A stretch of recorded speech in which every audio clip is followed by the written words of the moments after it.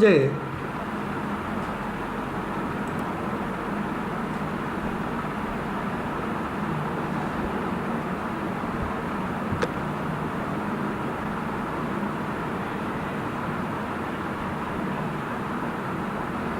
So Shiv Kumar.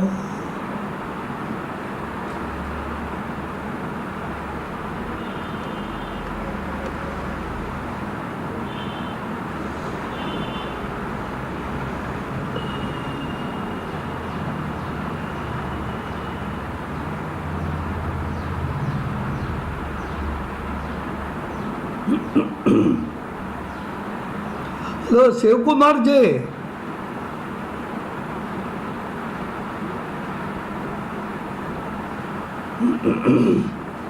I think we can go for YouTube by 6:30.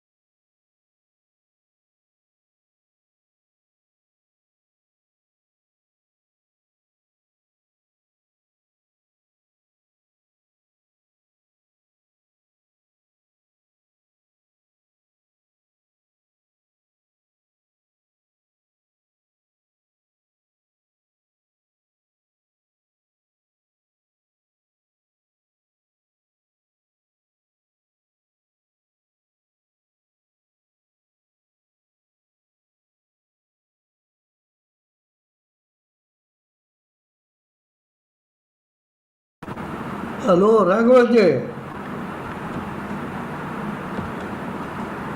Raghavan Jay. Yeah, first you unmute your audio. Yeah, now it is I think we could start by 6:15. yeah, yeah. So no one is there.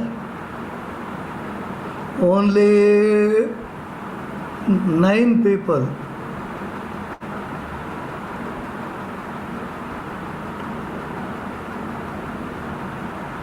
Okay, you can wait. Let's just listen.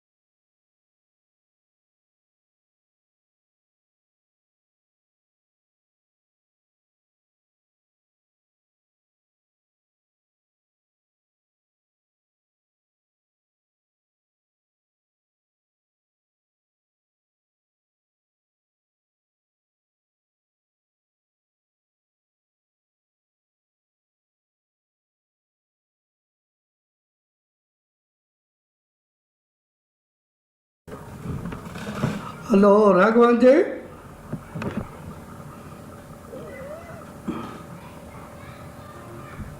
Hello. Sir, audio. Unmute your audio. Yeah, it's okay. Yeah, shall we start? Yeah, Dear participants, yeah, please. You can raise your questions. Another 45 minutes you have time. So now I request all the participants, all the participants to interact with the resource person. Okay. I think Good Ruchirana evening, would like sir. to, yeah. Yes, sir. Good evening, sir. Good good evening, day. Professor Raghavan Banat, sir. Yeah, Sir, yesterday's session was very packed, a lot of information. yeah, So I was wondering if you can explain again what you mean by aerial folklore. yeah. You want to get more idea about that? Yes, sir. Yeah, Yes, sir. yeah, And how we can, as a researcher, study that. I mean, idea was clear to me, but how can we study aerial folklore? yeah. It is something new because yesterday it was. I know it is. I was not satisfied yesterday's this session because I was in a hurry to finish these two topics.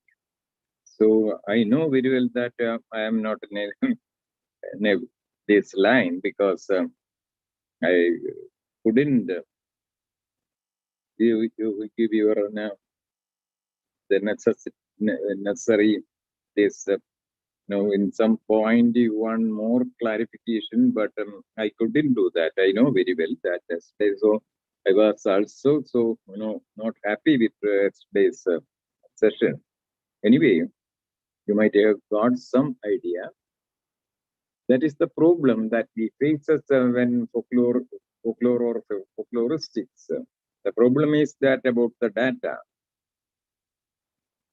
Here data something have new feature that cannot be explained by earlier definition. Then we had to form a new definition. That is that have been happening in folklore also. So earlier it was folklore is something geographically confined. Folk means geographically confined because some settlement is like that. People used to settle somewhere and they create this folklore of their own folklore, and they create so many texts. But now the situation has changed after this industrialization. Maybe after this century, in the last century, last century, in the beginning of last century itself, that kind of uh, feature got folklore that people having some group, people belongs to some group. They are not geographically united because of the modern life. They are from so many. Life is divided like that. As far as this labor is concerned, your labor is something not related to your folk or your region, your geographical region. You have to go out, and similar people are going out and having similar the same job or same context they wanted to force to live. Then our concept about folklore, that is something geographically confined, or any criteria, maybe caste in Indian situation, caste, that also won't work because people from different castes doing entering into same labor or some industry or some job, they are not geographically from the same area. They are from different parts of the formerly we didn't move much, but now, as far as our Kerala people are concerned, they go anywhere, and their presence is everywhere in the world. So their job, their labor, or their some maybe anything. It is not confined to that particular geographical area, but their job, they share something that is common for that particular job or particular context. So that is why later, when we define folklore, we are confined not to this geographical one, but sharing habit. What you share. On the basis of sharing, because you are considered as group, and that group is folklore. That is why Alan Enders, in the last definition, he never talked about the geographical or tradition, even tradition also, but a group who are sharing something common. They are considered as folk. And on what basis they became a folk is their lore. So that lore is considered as aerial, not related to geographical region, but aerial. That is in the air, something like that. So we can call it as aerial folklore. That is the definition of that aerial folklore, not confined to any geographical settlement or anything. They are from different parts of a folk can be a different parts from different parts of the world. Maybe these pilots, maybe nurses, or those people have their own folklore. They behave in a particular way, from whether they are from India or abroad or anywhere. They have a common practice, and they identify themselves as part of that group. So that is clear, I think. Then how to study these things means that is also maybe a little bit problem, but once you consider this also part of folklore, you can make use of any theoretical conceptual application of these things on the same thing also. Because if you want to identify, that is also related to this objectives of your study. Now, as far as the study is concerned, you can have this inductive method and find out, just analyze or interpret accordingly, or you can find out the identity of that particular group. If you go for identity, then it is considered as folkloristics, as far as Alan Edwards' definition of folklore is concerned. He called it as folkloristics. So in the case of folklore, there are two types of studies. One is folklore studies, which is part of humanities, and the other one is folkloristics, which is part of social science. So you can apply that basic principle for production of knowledge, humanity principle for this one, that social science principle for the other one. So there is no doubt about that.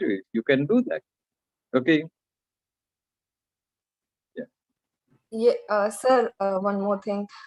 Like you were giving an example, aerial means space. So diaspora can be a very big subject in this relation, like diaspora folklore, because like I was following a lot of theories in this area, migration and diaspora literature, and I got familiar with different theories. Like there is one theory called digital diaspora, in which cultural expression and folklore is now a very something that is in vogue right now in research, a lot of people are researching on diaspora's expression of folklore on digital platforms, since there is this disruption of space in their identity, because they move from their ancestral place.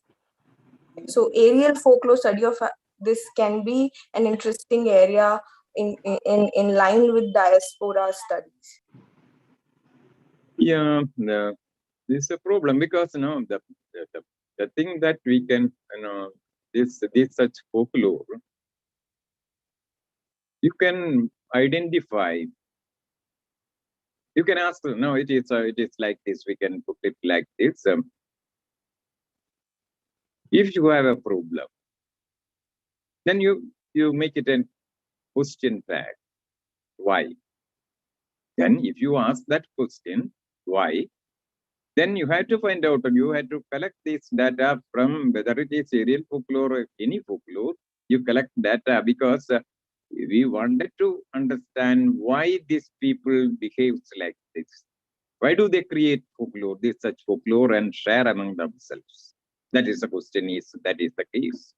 So you have to collect, and you have to find out the reason why. But we can't get much regional or cultural, regional culture, diverse culture, and other things in this such folklore, because something maybe universal, something that related to their job or their context. So that is the difference between this. If you go for this cultural, this now confined in diversity, then when we wanted to get this, the identity of that group, it is very easy because they created all from the same area, and it is somewhat easy. But in the case of aerial folklore, what I referred as aerial folklore, it is not very easy because we have to find out, this mere folklore won't get, this interdisciplinary study is needed because their job is something related to not a part of folklore. Actually, the job is something else. If it is IT people have their own way of behavioral pattern. So they are, now we can make them, consider them also as a folk. But the problem is that their folklore, whatever we understood as folklore and experienced with folklore, that this one is very different. If you don't have this idea or knowledge about the new community, different communities, they are from different communities, and this behavior, the problem of the modern society, that society, they are facing the modern society and their problem, and accordingly to solve those problems, they find out a way. In the same way, they practice something, then it becomes folklore. So the same principle, even though the same principle, but a knowledge is indeed of a new society and their problem, in what context they created this such behavioral pattern. Because then your field methodology, field will be something else. It may be all over the world, because people are from all over the world, and particularly for this air hostess, they have their own way of behavior pattern.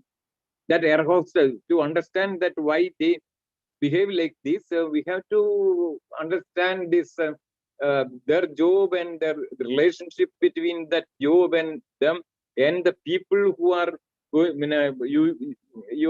they are interacting with. That also influence them to tackle them. They find out their own way and sharing that one. In the evening when they go to the hotel, they sit together and they explain their experiences. These experiences so many times, then it will create. They wanted to tackle this problem. They create a way for that. So that will be later heard by other people also. So it is the way. So it is not very easy to study this aerial folklore. But we had to accommodate these aerial folklore also part of our this discipline, because as by definition we had to. Yeah. Okay. Then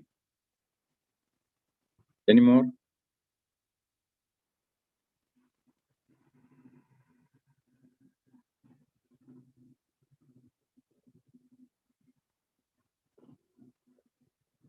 Anybody else? Thank you, sir. Thank you. Thank you. Hello, sir. Good evening. Good evening. And it's me, Nikhil. I need one clarification about data selection. In folklore studies, you selected folklore itself first as a data, but in folklore sticks, you selected folklore in context Yeah. uh, Yeah. Yeah. as a data. Yeah. Yeah. Please explain. Yeah, there is a difference between when I compared this folklore studies and folkloristics. This you can study folklore with folklore in context that this folklore studies also, but in the other way it is not possible, because when Alan Dennis used to say that this is folkloristics, somehow or other, two kind of objectives for folkloristics. One is to identify the identity, group identity, imbibed inside a particular folklore form. You can find out that. What is the why people are sharing this kind of a particular folklore genre? You can find out that it is a generic oriented, confined to particular genre. That kind of a study is possible. The other one is you take different genres and in an intergeneric study, and at the same time you are doing all these things because folklore is not only the text. The text is when we talk about the text, the given text. That text is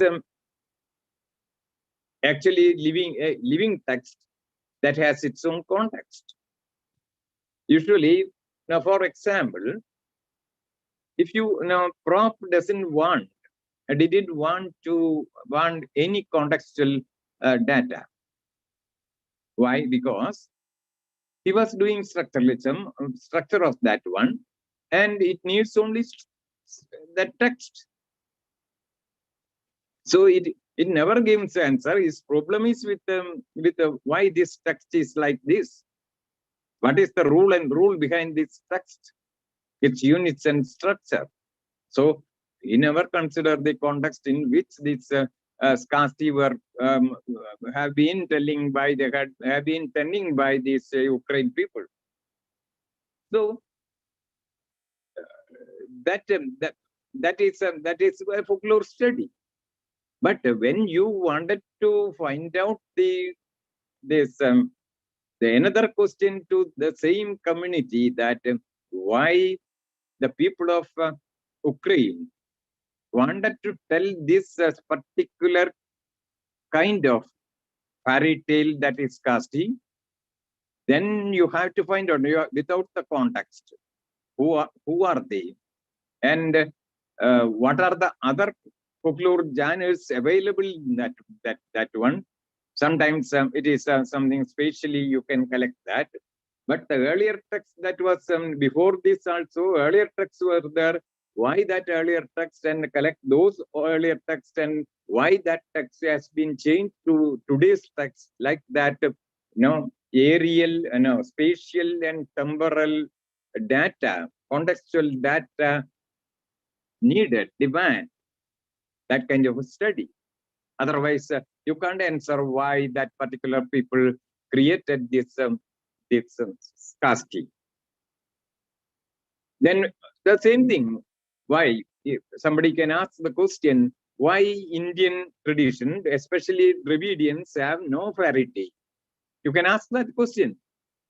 Then the mere text that is available, other tales in this area won't give any answer. You have to collect this context of these other tales, all tales that is available in Dravidian society, and you have to get an answer. You can get an answer out of that. So a text won't give that kind of an answer. You have to collect data from contextual data, and where these tales are, other forms of tales are there in this society, and in what context they created this one. And you have to study about fairy tale and how the fairy tale, in what context the fairy tale had been created by the European community or other community, and that kind of a context is not available in Dravidian society, then you can find out an answer. So folkloristics, this is folkloristics. So without contextual data, the data apart outside of the particular text, that is context. So without that, you can't give an answer for anything. So it is very clear, I think. Okay. Okay, sir. Yeah.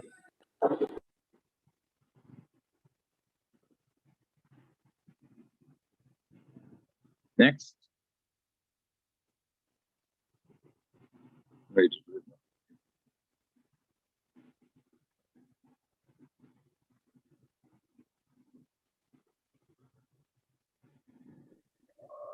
Good evening, sir. Yeah. Good Sir, evening. actually, in European countries, they are having fairy tales. In our culture, we are having only stories like demon and all. I think this is not question, sir. This is actually, maybe it may be wrong. Our all folk stories related mythology, I think, sir. I think mythology. Even in our Karnataka song also, Mahabharata and Ramayana, folk Mahabharata and folk Ramayana, like this, all related. This one also. This is my opinion, sir. Like, not that we have so many other social stories that deals with if you go to this collection of Indian folk tale, you can get from Karnataka also. You get so many, I think 10 to 12 stories, tales from Karnataka. Folklore of India, folk tales of India, edited by, I think, Ramanujam and others. I think there's Dr. Handu and few people. So in yes, that sir. you get so many these tales, kind of tales. In the classification, it goes to know. Even we have so many these idiotic tales in Dravidian culture. They are fond of that idiotic. It is called want something to give this an advice, advising the young generation that don't do this. If you do that, it will happen.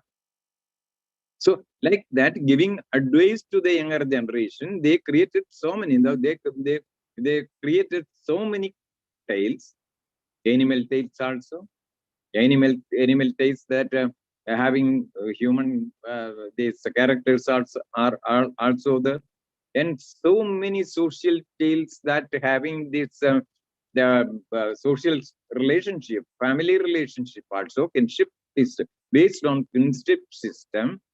That is something like maybe this father and mother-in-law, the relationship, the ill deed that doing by this mother-in-law, and how this affected this the son-in-law and daughter-in-law. Like that, so many tales available in Karnataka or in Kerala or in Tamil Nadu. So, but not a fairy tale. So fairy tale has its own this one. We can't say like that. But later fairy tale were migrated from European countries to India, and they created they retold that, and it got new text which is recreated in such a way that it can be accommodated inside the socio-political system of the area. That also happened. Okay, by origin we don't have. Now we have so many fairy tale in our this one. Yes, sir. Thank you, sir.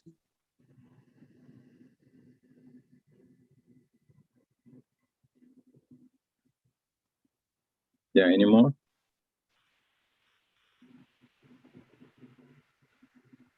Good evening, sir. Yeah, good evening. Sir, there are two questions. Yeah. First is how can we examine the orality within the rubric of this post-modern? And second is if we look at, because a lot of scholars are talking about the post-humanism. Can we post-humanism? Yeah. Yeah, sir. So how can we locate the folklore within the context of this post-humanism? Because it talks about the going back to the roots somewhere, sir. I'm not much familiar about this. Yeah. Yeah, I am also not much familiar with such ideas because I didn't have any research on this such area. But the problem with the postmodern society is something. No, it is the society itself. It is something mixture of so many ideas and so many ethics, so many moralities, and people divided into groups, so many groups, and very difficult to understand the present society because it is purposefully done by this postmodern era, because in that such a situation they can sell their goods, commodity. That is behind that all these things are there. So orality, your problem is with orality, no? Orality nowadays it is what we say.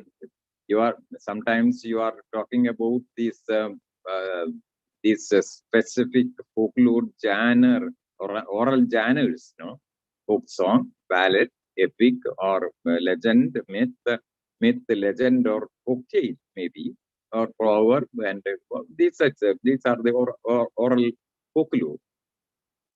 But present situation, we can answer that question if you are you study this folklore. Why folklore? Why do they people create folklore of them? Because the basic thing is that to convey a message. That message mostly that either folk knowledge or morality or ethics. These such messages they wanted to transfer to the younger generation, new generation. No, it takes time also, no? While telling a particular tale to by a grandmother to her these children, then through that tale, she wanted to communicate the message. How to live? What is the morality? A particular situation, how you are going to face that particular situation. So like that, so many tales and so many myths and anything.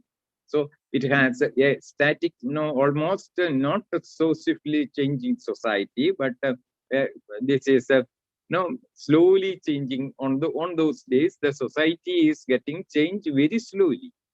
So it is not a problem. But when this industrialization has come, and especially in the postmodern period, everything is collapsed, the earlier system. So You see, there is no time to hear, to pay your children to pay their ears to folklore forms. They have their own media and their own these things, and how we are going to get that to get new text out of the earlier text. No, it ends. Why no folk tales today? You can get it folk tales sometimes retold in such a way that there's a publication form, or mainly publication form. That is the only thing that we get today. That also earlier tales, in the case of folklore, as and when the context demand for the creation of a new tale, the community creates that. A new form also, new genre also they can create. But nowadays, the thing is that this message, this elder generation has no message to give to the new generation. Then they can't give they can't create a folklore out of that. So that is why our definition of folklore getting changed. That is to accommodate these such things. Even cyber folklore, we used to say that cyber folklore and aerial folklore. These such thing we wanted to accommodate as part of folklore. That is the thing that we are facing today. So then we had to think in another way how to deal these problems. Okay. I think the people who didn't ask any question so far, you have last day or I think last day, you need to raise some questions, It is meant for you, please.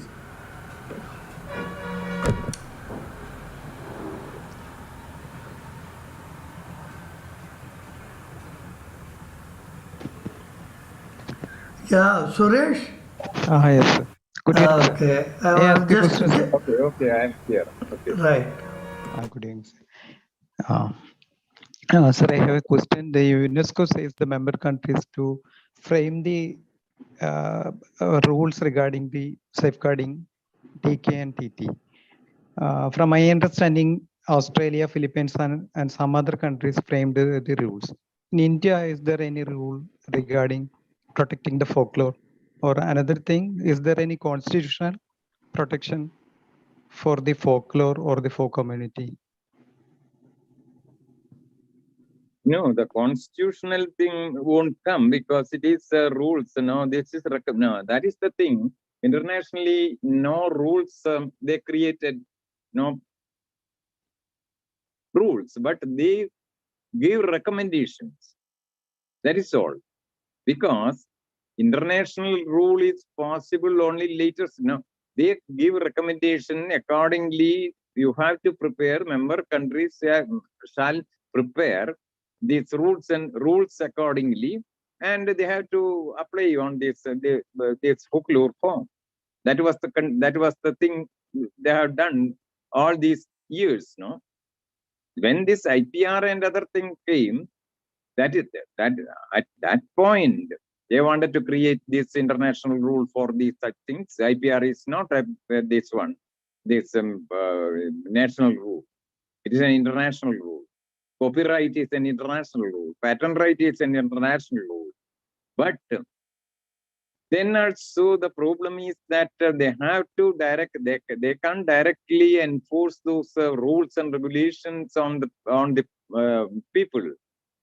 So according to the need of the particular member country, they frame rules. They bring that in the parliament on, I think in 2002, that we passed this, this one, I think that IPR related something, and how to do all these things, how to safeguard these things, and from Panchayat level to the national level, there were so many bodies because they passed a bill and it became a rule in our country. And later, what happened, you know, nobody was interested. That was kept idle. So that is the thing to safeguard. Actually, that rule is very well there, and each country, according to their situation, they framed a rule for that as a bill and passed in the parliament also in 2002, I think. Then what happened? Nothing happened.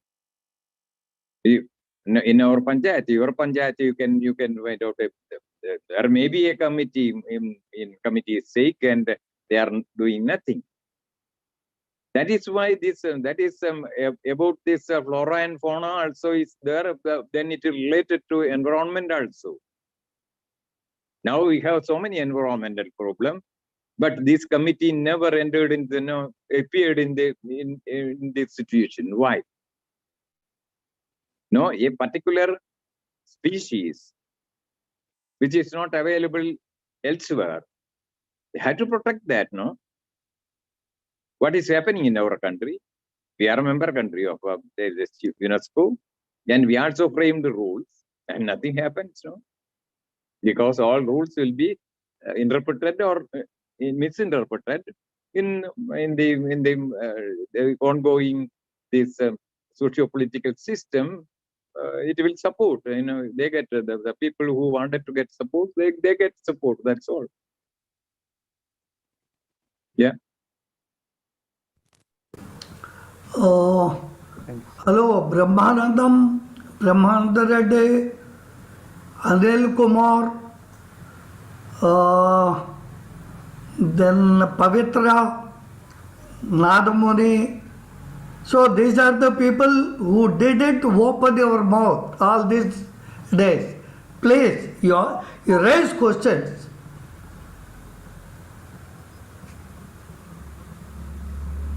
No, if you have any problem in expressing your views, you put it in the message.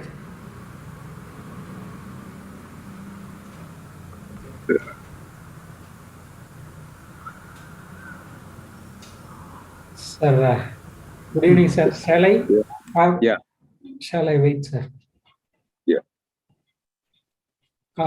Sir, thank you. I have one doubt regarding the presentation, sir. Yesterday's presentation. On the slide, I hope it is on 18th. Yes, it's on 18th slide. While we are discussing about the research process, folklore as a discipline in the research process, you divided into two main categories, one as a subjective, one as objectivity. Yeah. Subjectivity and objectivity. Problem, research question, hypothesis, and data collection in the subjectivity. And as an objectivity, analysis, interpretation, and presentation. Yeah. I hope so. It was like that, sir. Yeah, what is in green? Yes, green, then the first part, yes, and sir. the red Yes, one green. in the Yes, second part. in Okay, green and I remember. yes, sir. Yes, sir. Sir, is it possible to elaborate on how we can classify it as a subjectivity and objectivity? Because my doubt is, sir, because the problem that the problem is the initial thing that happens. The initial part of this any research. Problem is subjective, because you are the person, and as a person, you experiencing something in the society or in the physical world, and you have some problem. Whether it is science or social science, you have your own problem. It is subjective. It is not the problem of the next man. So, no doubt about that. And the second thing is that you have to make it, transform it into question tag. That is also your subjective thing. No, nobody else can give that. No, and third part is hypothesis. What is the answer for these questions? Then at that time, you yourself preparing something. No, it is nothing to do with the society or nothing to do with this one. Whatever subjectively that you feel that you assume that this is the answer for that problem, that question, then that is hypothesis or this assumption. And when you go to the field, then also at certain extent, your subjectivity can take part in that, because while selecting this selecting this scene, I don't know, you may be knowing this scene and settings and other things. When we go to the field, there are scene, settings, and other things. All these things, it is your liking or unliking. That is also subjective. Then, in the case of informants also, little bit subjective, but there ends the matter. You frame, you can prepare your questionnaire. That is subjective questionnaire, not merely purely objective. But when you collect the data, you have to be impartial, even though you have your own idea about your own answer for that question. Sometimes it may go wrong. Your assumption may go wrong. So, while collecting data, you are supposed to be objective. You keep yourself, that is called in research philosophy or the production of knowledge, that is called reflexivity. Your reflection always in this the data, on the data. That means your subjectivity. Your subjectivity will be always in that data, unless a researcher is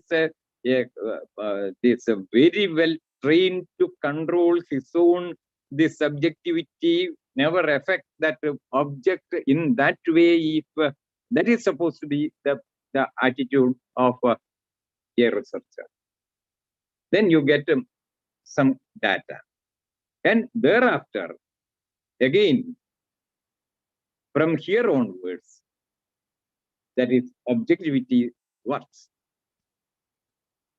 Till this certain extent, in the beginning it is purely subjective. Slowly that subjectivity diminishes little bit.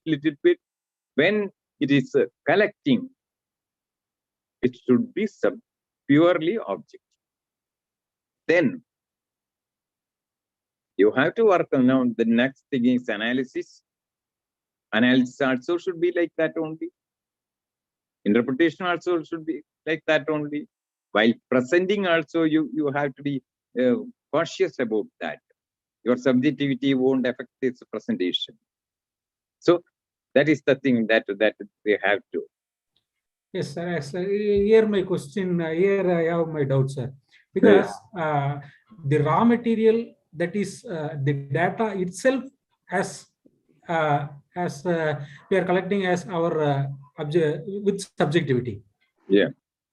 That means the data which we are going to do and which we are going to research came out of our objectivity.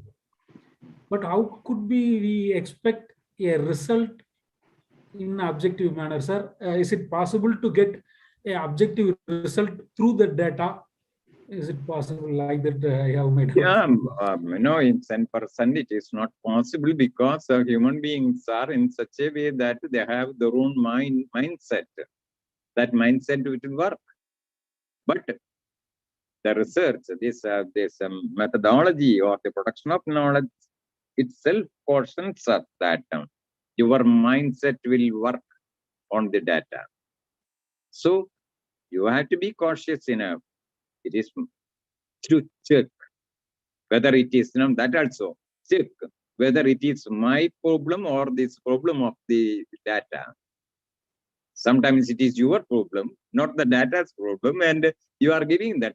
No, our people, whatever they feel, they don't go to the field even, and they assume that it is like that. No, another thing in the field work that happens is that in the same culture, because after this anthropology is this way of this field work, this native culture, they are practicing that, no, in their own culture. Then they believe that they know everything.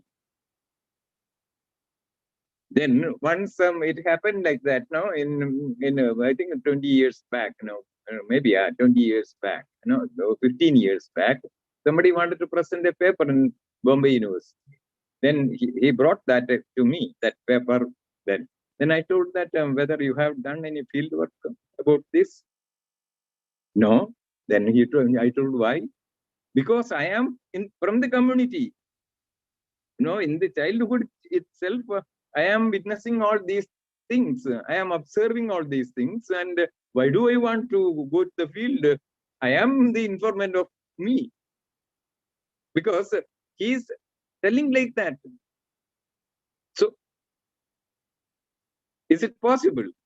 You have to verify each and every moment. You have to, if you are a true researcher, each and every moment of the research process, you have to check, check whether it is subjective or objective. It is my feeling or the feeling of the community. You have to check it, even though you are insider of the community. This is the thing that we can do. Okay. Thank you, sir. Thank you. Yeah, thank you. I think it is the time we can. I think it is 7. Yeah, it is already 7. Yeah. I think we can start the. Yeah, Shivkumar, you take that one. So I think this is the last hour for you, last day. Yeah. So you make use of it. What all you want to say? I don't want to say anything. I wanted to say only folklore. Okay.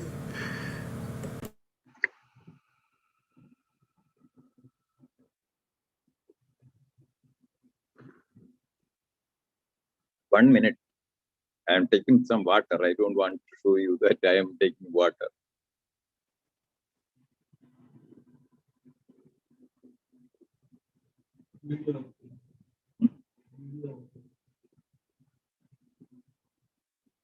Yeah, it is off.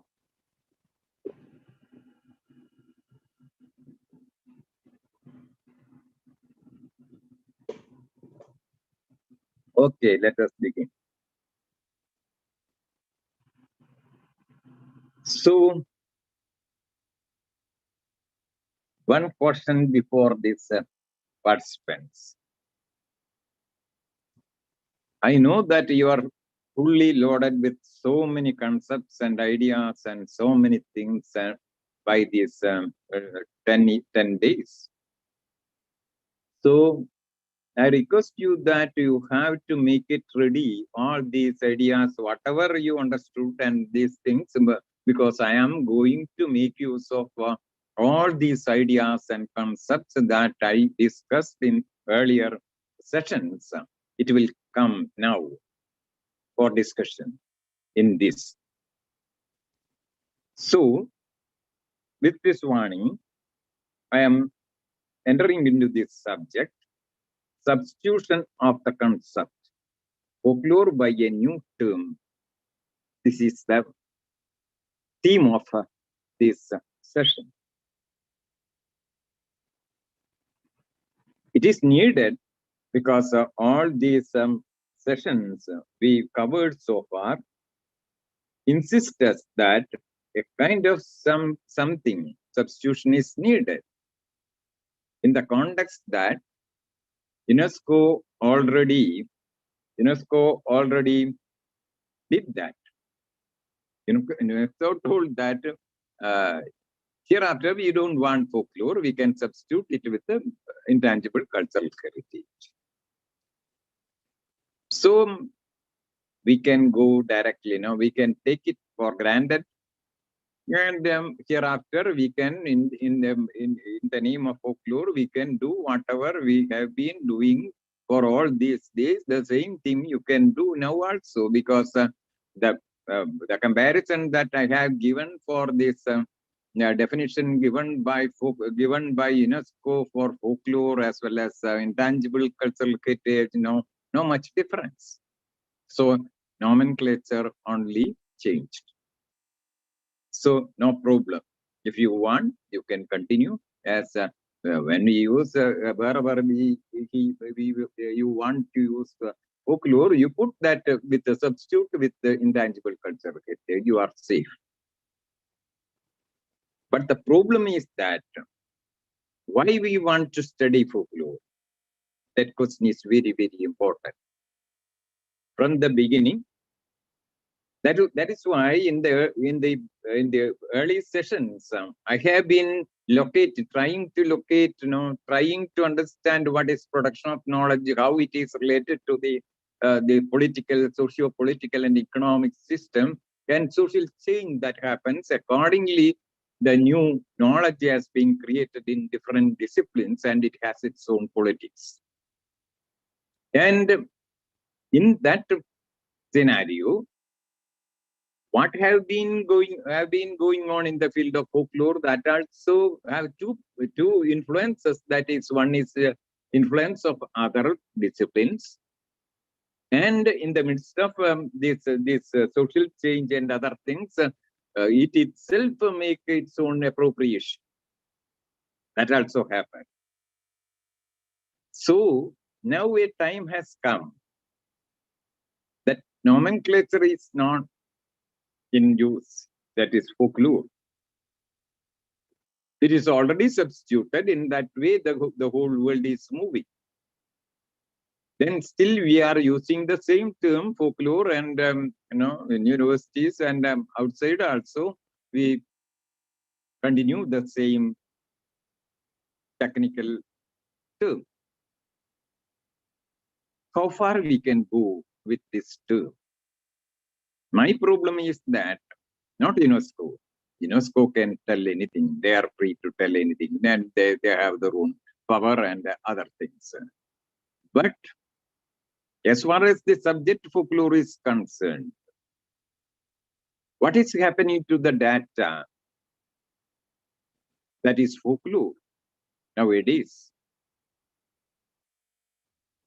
What happens to the intensity of folklore in our life, in the traditional life of the people, the life of the people today? Very vague. No, as there somebody asked question about this also. No, folklore is nowadays no new text has been creating, and sometimes no genre also. Then it is very well clear. Then industrialization made it possible that all industrial product will be substituting the product, the natural, this village products, folklore products, traditional products, and that is regulating the behavioral pattern of the particular community.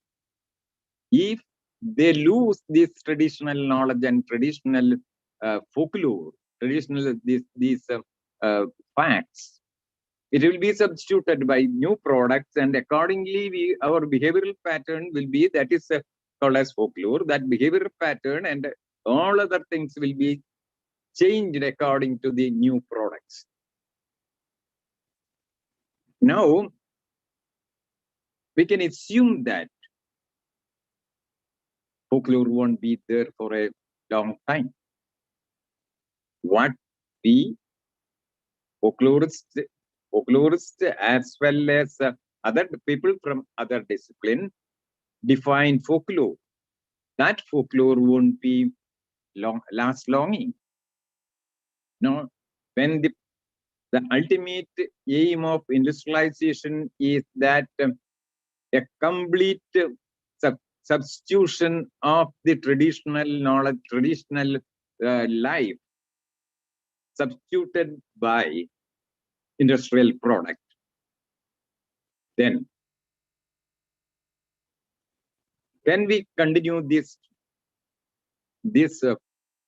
part of discipline or study with this definition of folklore? That is the new. I am not much bothered about this UNESCO's definition. That they will do so many things because they have their own political and economic ends.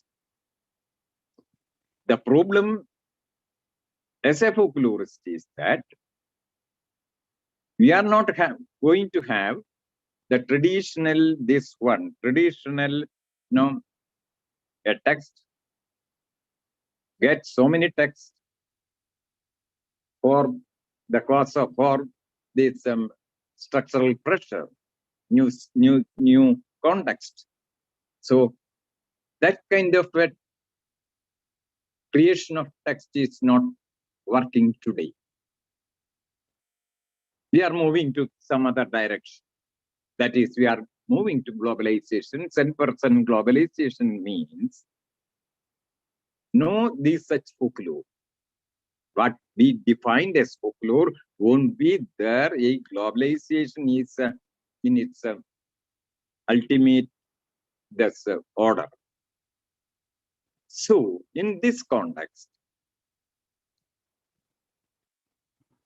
our responsibility as an academician, those who are in the field of folklore, what is the responsibility of a folklorist? Your data is no more, and it will be no more. Then what to do? That is the base of this substitution of the concept of folklore. The next this one. So I am repeating the same thing, whatever, because we thought that it is very difficult to understand this session, because that is why you may be feeling that it is something repetition that I am doing. Discipline demands specificity of the following, on the following.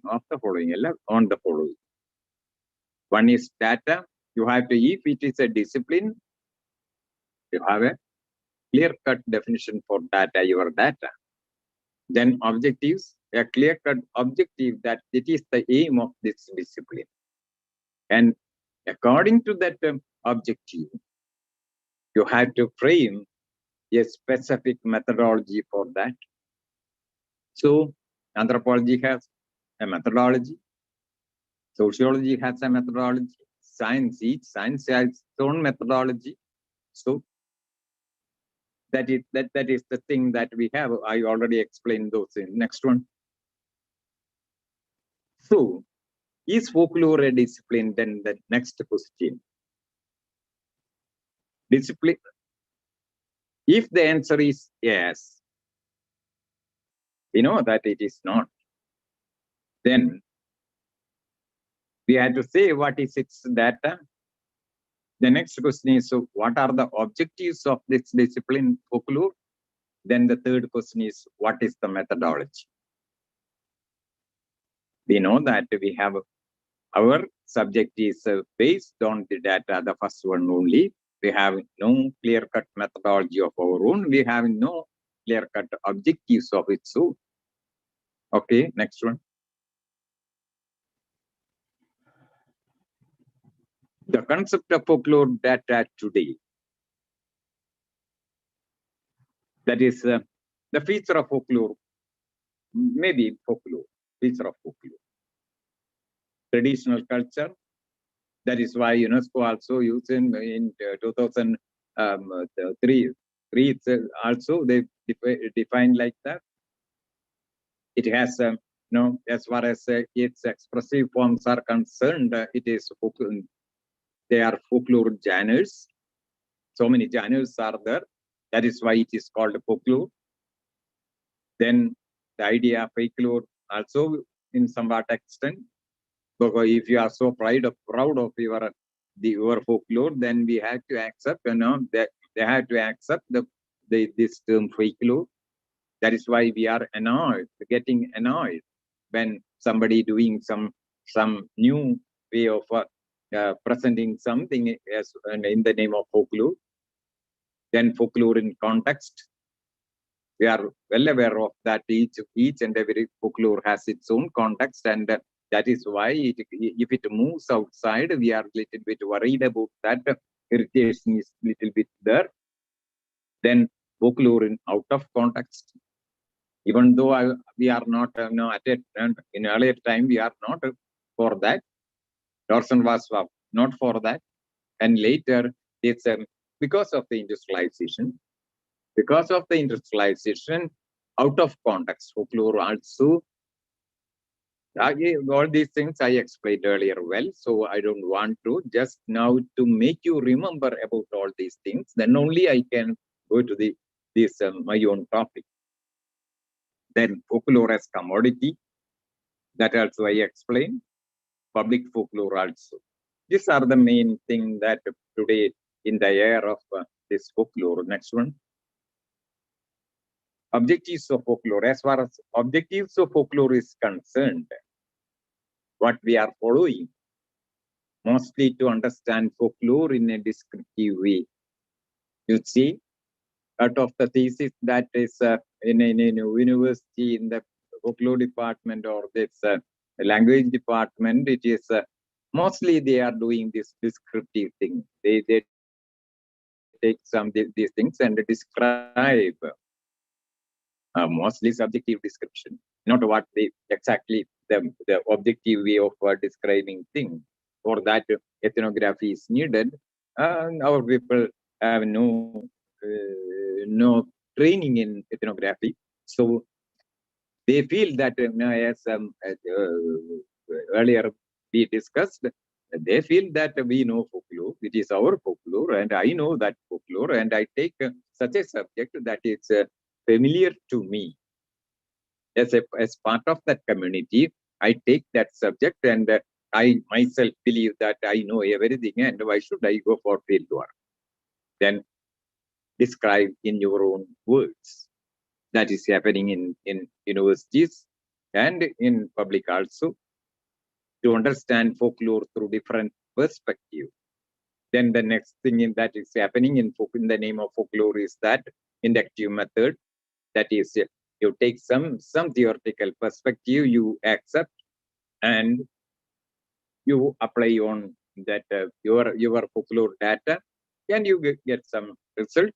And okay, that is folklore study. Then rarely identify the folklore, very rarely. I think we don't have any example for that. Sometimes it is this Alan Enders did this. Life is like a chicken book ladder. That is this model how we have to study this a folklore form to find out the identity of a particular community. That when sometimes I don't get, I may forget. Now, folklore is not merely folklore only. For the analysis, we have to know it is in the midst of the society. A society having apart from folklore, they have so many other cultural facts in the society that also make to the form, content, and the text of that particular folklore decided by the context. That context sometimes consists of literature, sometimes art, sometimes some classical thing, and those things. And Alan Enders was so particular about these such things while collecting data for this text of that, okay. But for analysis to find out the identity of a particular group of people, you have to consider other genres outside folklore also. Because life is not compartmental. The same people who are reading literature, who are creating literature, they are practicing folklore also. So that mutual correlation is there.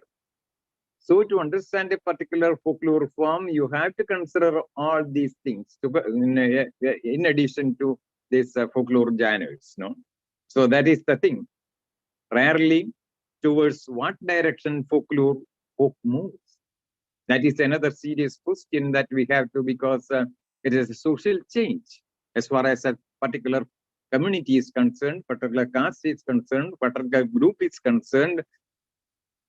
Towards what direction it moves, you have to find out that, and we can help them by giving this knowledge to the Power can interfere in this case to that.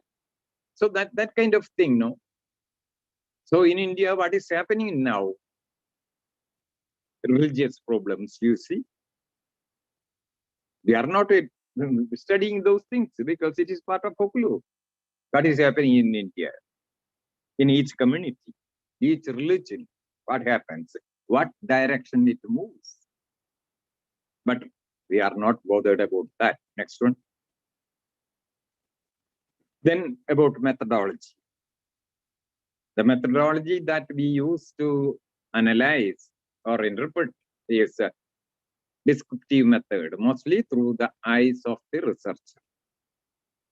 Now, you examine all the publication that we have, most of the publication that we have in market, published by some author, and some, most of the research, even thesis. When you examine that, that is descriptive method they use, then describe what it is, and mostly in the eyes of the researcher. Now, that is why the eyes of the researcher means it's a reflection of the researcher. You have to avoid that reflection. It is not admissible in a serious, objective way of understanding the truth. So mostly in the eyes of the researcher, because that is why not only in analyzing and interpreting, in presentation also, how you are going to present your thesis. It is in your language. You have to take caution that your subjectivity never give obstruction to the reader. But we write in our language, our way of thought, and our thing, as in your words, not in others' words. That is another thing. Then inductive method, next one, applying some theories and concepts on our own data and find out that that generalization, that is that like that, this one or that one.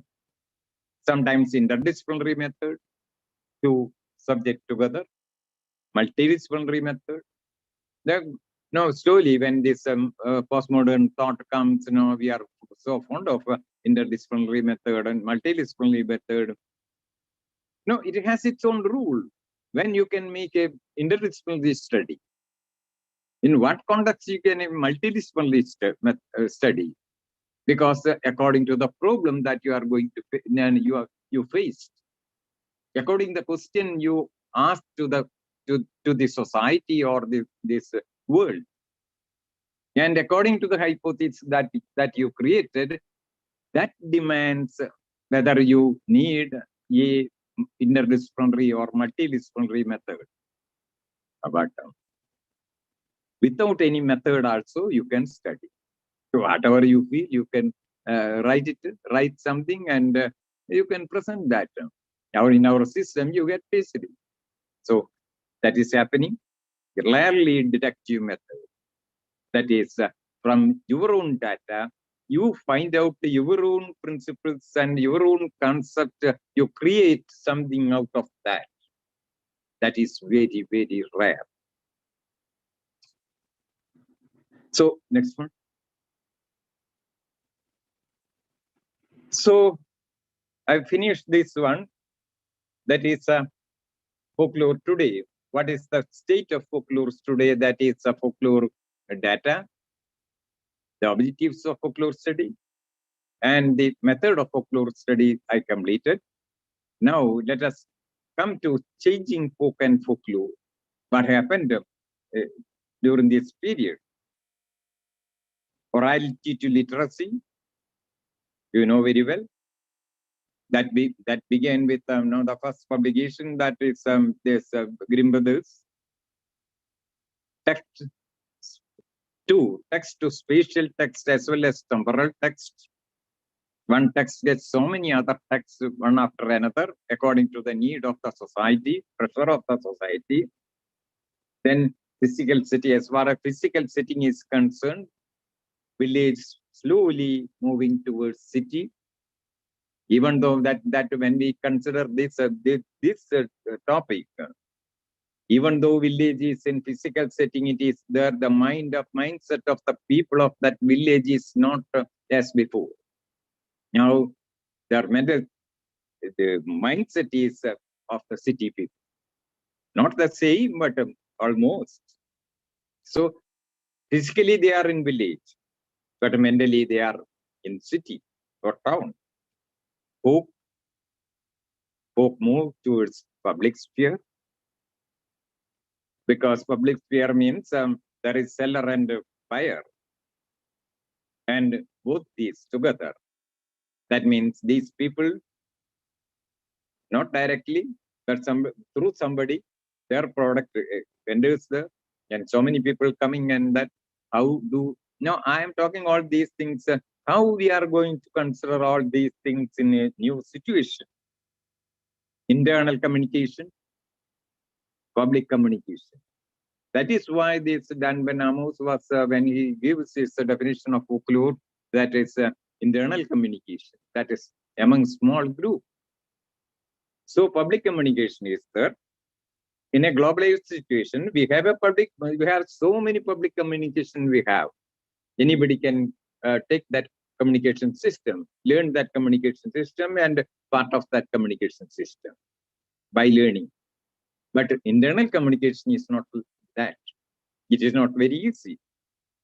An outsider cannot understand a particular, even a proverb. They have to ask questions. Why this proverb? Even though you know this word meaning of that particular proverb, it cannot be. You go with this a proverb and looking the word meaning in the dictionary, and you understand what is the word meaning of that particular proverb. It gives no meaning to them, because cultural oriented, folk oriented. That is there. That kind of communication system is slowly moving somewhere else. Either it is coming to an end, and they move to public communication system. Okay, the next one. Globalization context, what happens? Liberalization and unification. So globalization is these two. Whatever we have, rules and regulation that created by the family or by the society or by the state or by nation, then for easy movement of investments, easy movement of commodities, we wanted to liberalize all these things and moving towards a unified world. That is happening. Then dissemination of industrial product. That is another thing.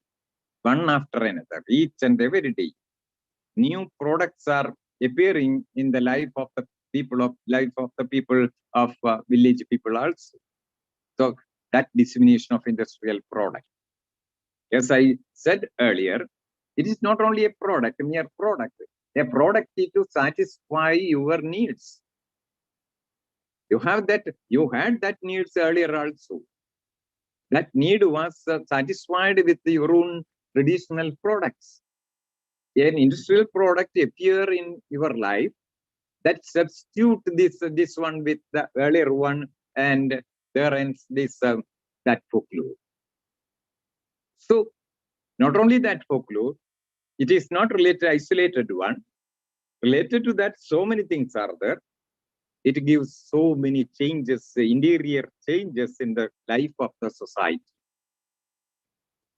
Culture, including folklore, is considered as raw material. That also now already I explained earlier. Folk is nowhere in its real sense. That is my assumption. The folk defined by, since William J. Thoms, so many definitions. Folk is nowhere nowadays. So those definitions, whatever they said, this is folk or folklore, that is not available today. That is my assumption. Okay, next one.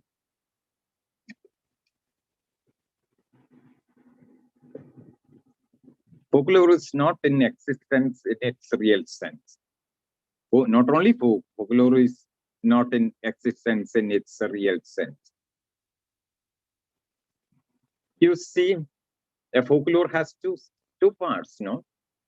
That is, somebody has to, the folklore has communication, encoding by somebody, decoding by somebody, and there is a text, and there is a message.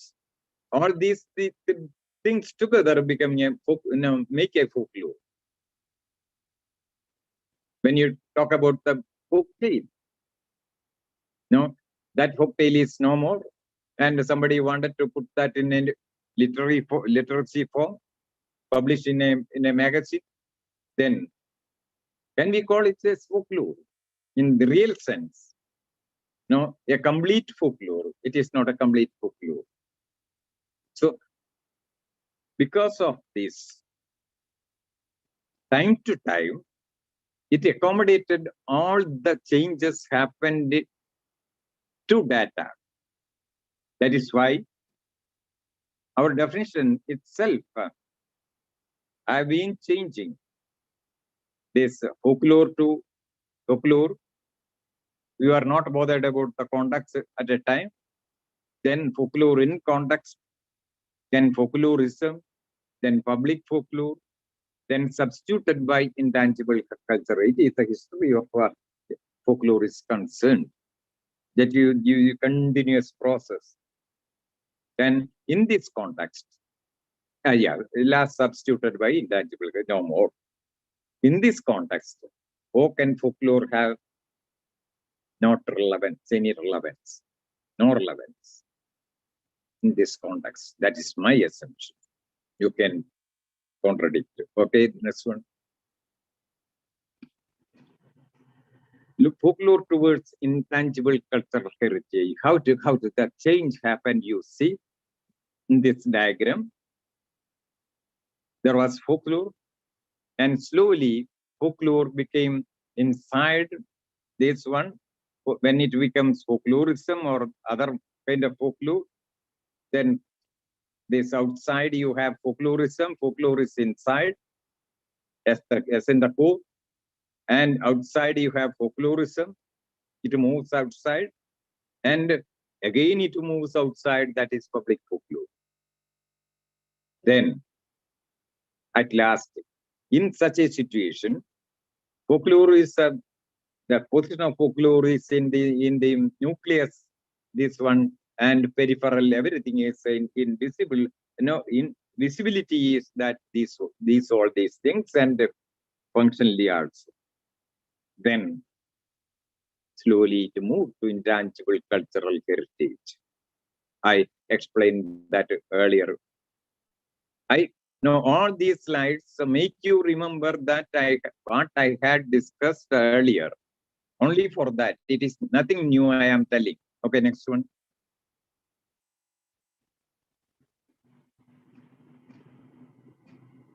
When you consider this context is very important as far as folklore is concerned. What happened to the context of folklore? You see, folklore was by itself. Nobody wanted to the context because context is well visible there itself. Folklore in context. Then, as far as folklore is concerned, our concern is about folklore in context. Dan Benamos, folklore in varied context.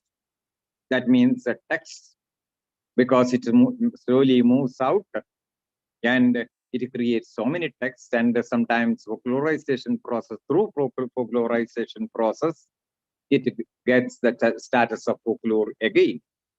Now, it won't happen as far as the new social system, political system, it won't happen. That theory was very, very earlier, because maybe 1970s. End of 1970, because just prior to the postmodern thought gets its this way. And later, after that, varied context, what happened to folklore? Folklore without context, no context. You can take the folklore anywhere, and you can make it commodity. You can make it a product, or if you ask what is the context. That is why now in this context, this intangible cultural heritage comes, and they used to say that it is the property of the humanity, means there is no folk behind a folklore. You see this, how these changes happen. Folklore that begins with the context, living with the context, loses everything. At last, it reaches at a point that the folklore is without context, only text. That is either product or commodity. That is then folklore has nothing to do.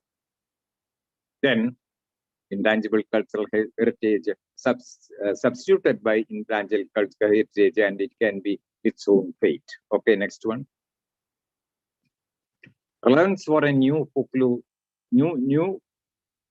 there's something wrong here. A new term for folklore. That is the thing. I think there are two reasons for that. Why we wanted to get a new term. Without that, we can't propose.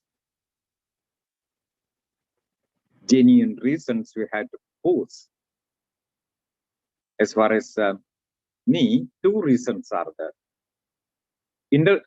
Three reasons, not only three. That is one is annexed to the other one.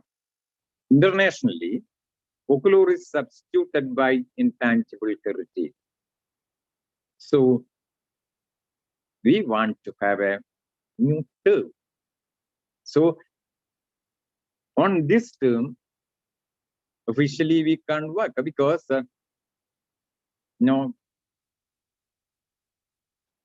if UNESCO decided like that, and the member countries all over the world, they also accepted that, and UNESCO pour money in that direction, and the member countries receives that money, and they wanted to start new department, this intangible cultural heritage.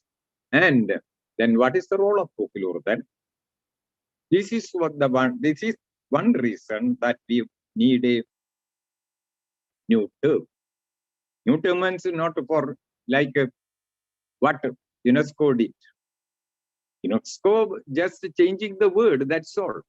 New term means they told that it is institutional term, and they changed the term, but the content is the same. Content is that I given that yesterday that there's two definitions given by UNESCO at various times, one for folklore and one for intangible cultural heritage. Both are same. So what they did is a political act or economic act. So anyway, internationally, hereafter, folklore won't get any promotion. That is one reason we wanted to change the nomenclature. The other one, so far, academic folklore solely rested upon the data folklore. That is the reason. Because, as explained earlier, folklore is, the intensity of folklore is diminishing day by day. And you can expect that, assume that a time may come that this kind of folklore have no existence in the society as such. That happens, may happen. So our academic exercises, what is called folklore or folkloristics, it is based on the data called as folklore. Still, folklore is going to extinct all over the world because of the industrialization in its product market. Then how this term folklore and that kind of a academic exercise exists? This is a question. So we have to change this one for the sake of this discipline, moreover, the sake of the community, the whole world. Folk, the village community in the real sense is not existing, and therefore folklore also. That is another thing. Folk and folklore in the real sense, it is nowhere. Even though that is why earlier I told that a village is there, but mindset of the village people is not the village life. So it is something else. So they are not able to create new folklore out of this time passes or spatial text or temporal text. They are not that potential they have lost. That also happens. Okay, these reasons we made us to think that we have to have, it is a high time to find out the way to save not only the discipline, but also the social, whatever happens in all over the world, that in the name of development. Everything is for development. So that is why I was spending time for 4 sessions that ends with the development system. But is that this dialectical relationship between this uplift model and this unification model. So next. Now let us come to the definition of Alendandus and Dan Benabos. I started with Alendandus. Now I am closing this with Alendandus because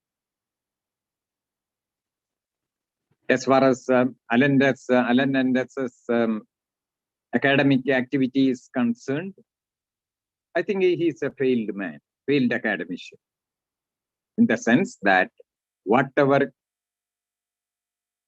definition he made as last definition, and he couldn't lead that definition further. That is the problem that he faced, because he didn't get the support. Because the pressure was there. Even the discipline or subject folklore should support the existing socio-political and economic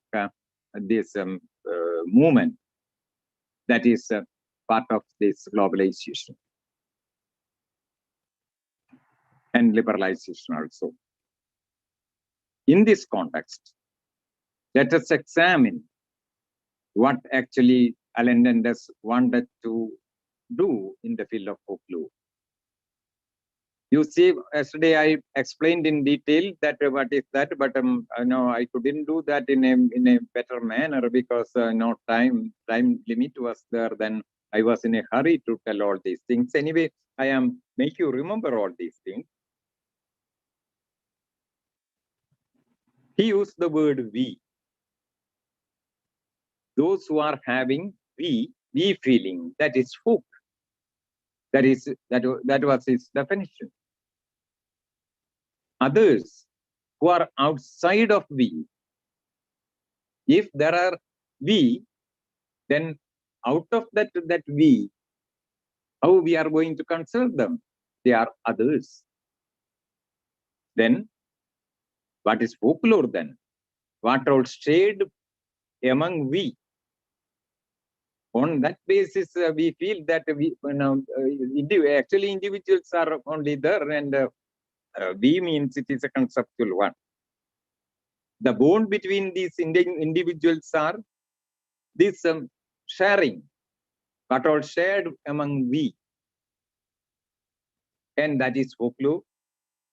Identifying we through folklore. What actually happening in the society, in the community or folk is that what we have to do as a folklorist is that identifying we through folklore. From folklore data, we had to identify we. Who are the we of particular folklore is concerned, particular this one is concerned. So that is the actual responsibility of the folklore. Then let us come to Dan Benham. Folk. He says that it is a small group. He directly says that instead of in another way, Alan was telling we. The same thing in another word, folk is small group. Small group means a sharing group. The same thing. Folklore. What is folklore according to Dan Benham? Communication within small group. Communication. Communication means sharing. Nothing else. No, if you are with an agreement, then only communication will be success. Encoding, message, encoding, and sending the message. Now this code through the code, that message, and decoding and getting the message again by the receiver, decoder. So this is communication system. Folklore is a communication means, yes, we know anything, any folklore genre is a communication system by its own, because even though we, Alan was telling about that it is something that sharing. Actually, sharing is nothing but communication. We understand the other one, nearby one, in the same society, same community, same folk, part of the same folk. They share. They share means they understand the other one. They understand the other one means they are sharing through communication. They are sharing. Yeah, what happens? If somebody wanted to scold somebody, each community has its own way to, each folk has its own way to how to scold another person. If you don't that, a particular person is part of the next community or other community, he never understand that scolding. He will laugh before him. So that happens. It is a sharing. Then communication, insiders, not all communication. It is insiders communication. That is why it is called as artistic communication, because it's symbolism. Wherever symbolism comes, aesthetics also will be there. Little bit aesthetics also will be there. So, in a scientific communication is there, and it's different from that the scientific communication. This folklore is artistic communication because it has the aesthetical sense also inside that. That is why when we wanted to define proverb, it is knowledge, but bit of one. That with that actually that whatever they wanted to communicate with in a style of wit, they communicate. Then only it becomes this one proverb. Otherwise, it will be a mere advice. You have to do like that. You can instruct somebody. That is the difference between artistic communication and real communication. So these two definitions make it clear that there is an insider and outer side. Insider and outer side. I am not using cider. As far as academic folklore is concerned. So both these definitions pinpointing that there is something inside. That is folk. What is available among the folk is folklore. Then there is outsiders. In that this round, that circumference, outside the circumference, there are people. That people is not part of this one. So even though it is when we talk about these things, then geographical thing will come. But When we consider this aerial folklore and other thing, that it may not be that inside. No, inside is not a geographical one. We can draw a geographical this circle because it is aerial. So that is the thing. Okay, next one. Inside and outside. Outsiders. Now I am using the word outsiders also because Alan Dennis is using the term these others. They are part of that. Others are part of some other folk. They are called as others. They never understand the artistic communication created by a particular folk. They are not part and parcel of that folk, so communication fails. That when communication fails, we a part of that particular community or the folk, they feel that this man is an outsider. Keep him away. That is thing happens in daily life or yearly life or monthly life. Whatever happens, they identify insiders and outsiders. Both definitions silent about tradition. We had to consider that also. Why? Alan Dennis earlier used to tell that, when defining folklore, he used to tell that technically, if a small traditional period, that is 1 or 2 years, is enough for this theoretically considering them as a folk. But in the third definition, he says that he was silent about that. He was silent, not only he, and when Amos also silent about the tradition. Because folklore that we define folklore for the last 2 centuries, that is one of the main feature of folklore is tradition. That is the trust. That is gone. Both definition insist on group. That is the main thing. Group is very, very important. The group, and when Amos used the term group, whereas Alan Dennis group identity, that means we. That is the difference between these two. Their insight on this we, the group. Both of them are group, but Dan Ben Amos says that small group. But Alan Dennis, instead of group, he go for this group identity. What is the result of that group? What make them a group? That is we feeling. So both of them are on agreement on the sharing feature. Alan Dennis used the word sharing, whereas Dan Ben Amos the word communication. Both are in functionally both are same. I explained already. Next one. Academic folklore in a globalized world. You see so many things I read and I can skip. The concept folk and folklore as defined do not exist. That kind of folk or folklore is no more in our present society or present life. That is one thing. I already explained those things.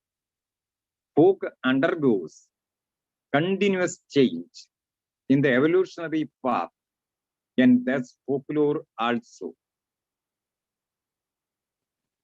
So folklore also undergoes changes, one after another. That is why folklore, we have this earlier also, I told that in context case also, and in text also, it gets there's so many changes.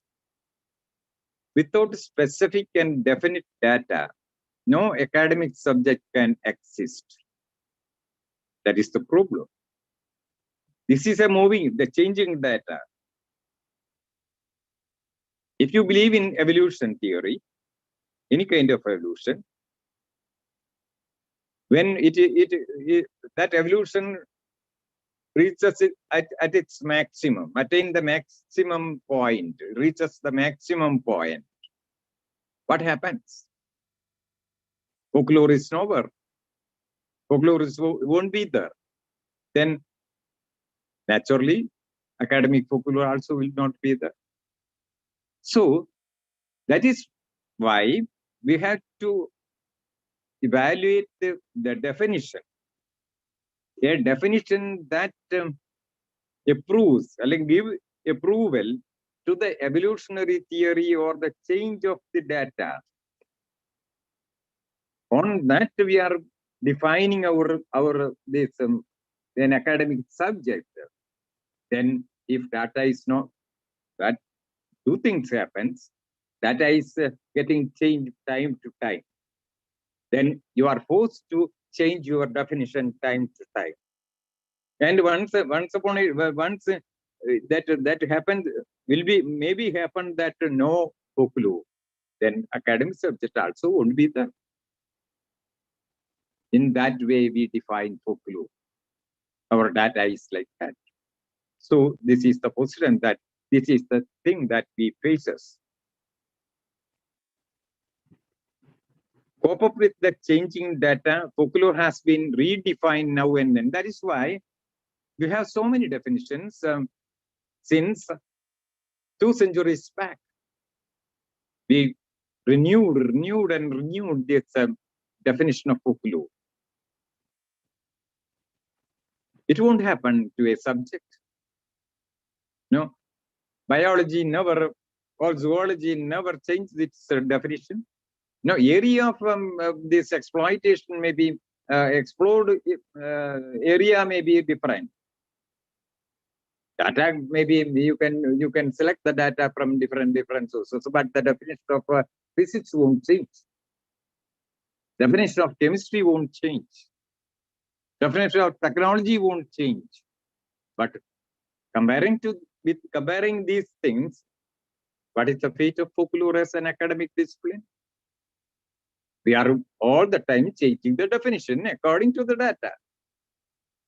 That means data is not static one. That is the problem with the folklore. Not any other. Anthropology has its own definition. They are modifying the subject. That is another way. Still, the basic definition never fail. Sociology, psychology, anything. Their data, how they approach and other things may get a little bit changed, but definition may be the same. As a subject close to the life of the people, definite attitude towards globalizing world is needed. We are not supposed to do that. Now, as far as this discipline is concerned or subject is concerned, than any other subject in social science or humanities, it is more related to the life of the people, life of the folk. Then, in the present situation, that's what all changes, the globalization, the changes in the village also, the life of the people, not only village, everywhere. Life of the people that change. What we are not bothered about that. We are still singing song and we are glorifying the past and we are doing so many things and getting this description of these things and publishing that, and we are very happy. This is happening in folklore. That is why hereafter no folklore. Whatever changes happens to human life, the feeling of we will be there as an undercurrent. That is the only this candle light that we have in the darkness of this situation as an academic discipline. That folklore may not be, as folklore defined by us may not be there tomorrow, because we are going to such a cultural change, political change, economic change, everything got changed. Folklore intensity diminishes, and at last it won't be there. So, but one thing is, that is the thing that the problem with our definition of folklore. You see, whatever changes happens to human life, the feeling of we will be there as an undercurrent. Nobody can change. No, nobody can oppose that. Without some, that we feeling, maybe small group or big group, without communication, human life is not possible. If communication system is there, then we also is there. We share. So our definition should be on that part of this feature of this folklore. Instead of that, we are talking about this material, this matter of folklore.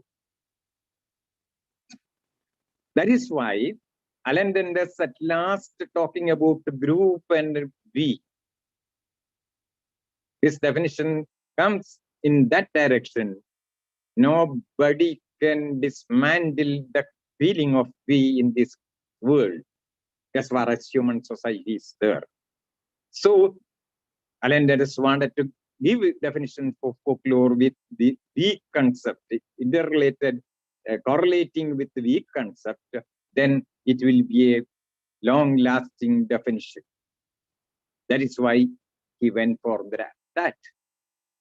The weak cognition solely rests upon diversity. That is the problem. We means diverse.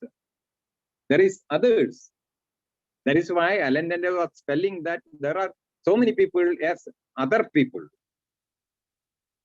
And we are here. And so many we's, and society means so many we people together. And next by so many we people together. Like that, they have a relationship and society exists. So this is, we feeling is on diversity. We have a feeling that we are not same as the nearby community, nearby people. So we are diverse from that people, others. So this we and others are there. Therefore, the definition of folklore should be on this. That is on this reality, that is diversity. Now you can understand why I am talking, why I had been talking in the earlier sessions that before starting this folklore, diversity principle, how to reach diversity principle, and accordingly another kind of this development, this development, model of development. So weak cognitions solely rests upon diversity. Therefore, the ideology of diversity is the base of this discipline. So this is the way. Diversity is the base of this discipline, folklore, should be. Because as far as we know, if we accept the definition of Alan Dundas and Dan Ben Amos, they have to accept this reality also. Diversity is the real reality, then universal anything. Therefore, the ideology of the diversity is the base of this discipline. It demands a new term that satisfies the above said facts. This is the reason we want a new term, not only term, not simply changing the term, another definition, another concept we need to satisfy these needs. So what is academic folklore in a globalized world proposes that we need a new concept that will be designated in a different way. Okay, next. Possibility of coining a new term. Now I am coming with a term. How can we? That is intralogy. It is a Latin term. Now, in the early session, I was talking about this all disciplines except folklore. Everything came from Latin. No, it is not for that. I am not for that, but no, for technical term, Latin is more easier to deal with. That is why we go to Latin. All discipline go to Latin for technical term concepts and other things. So let us see intralogy. Intra is a Latin adverb that means within, inside, etc. So Alendandus was Dan Ben Momos and Alendandus was talking about inside. Then that should be there in the new terminology. So the Latin term that intra, it used also as a prefix. Popularly, when it in English, it took intra, intranasal, intra, so many intra. You can prefix to so many things, and it gives an idea that inside of that, if there is a space or time, if you wanted to say something, what is something happening inside that particular space or time, we use the word intra. That is inside. What happens inside? So that is the word meaning of this. So intra can be used two ways. That is intra as inside that meaning and as a prefix adverb as well as a prefix. There is another word, intus, with the same meaning, etymologically related to intra. That is also we need. Intus, that is also a Latin word. I don't want to go in detail because in the net, if you go to the net, you get that history of that word, how that word intra came in Indus and came because something related to the some beverage that is boiled and boiled and boiled, and it becomes a small and a thick solution. Actually, the meaning of that one, that it makes condensed. That is the earlier idea of that word that I got in net, but that lost that meaning, and now this is the meaning. Logi is also a Latin word, means study, popularly used to denote academics area of study. You have biology, zoology, or any philology, or anything. Logi means study, or not only study, this knowledge. Then intralogy is a new word coined by adding a prefix to the word logy to mean the study of the inside.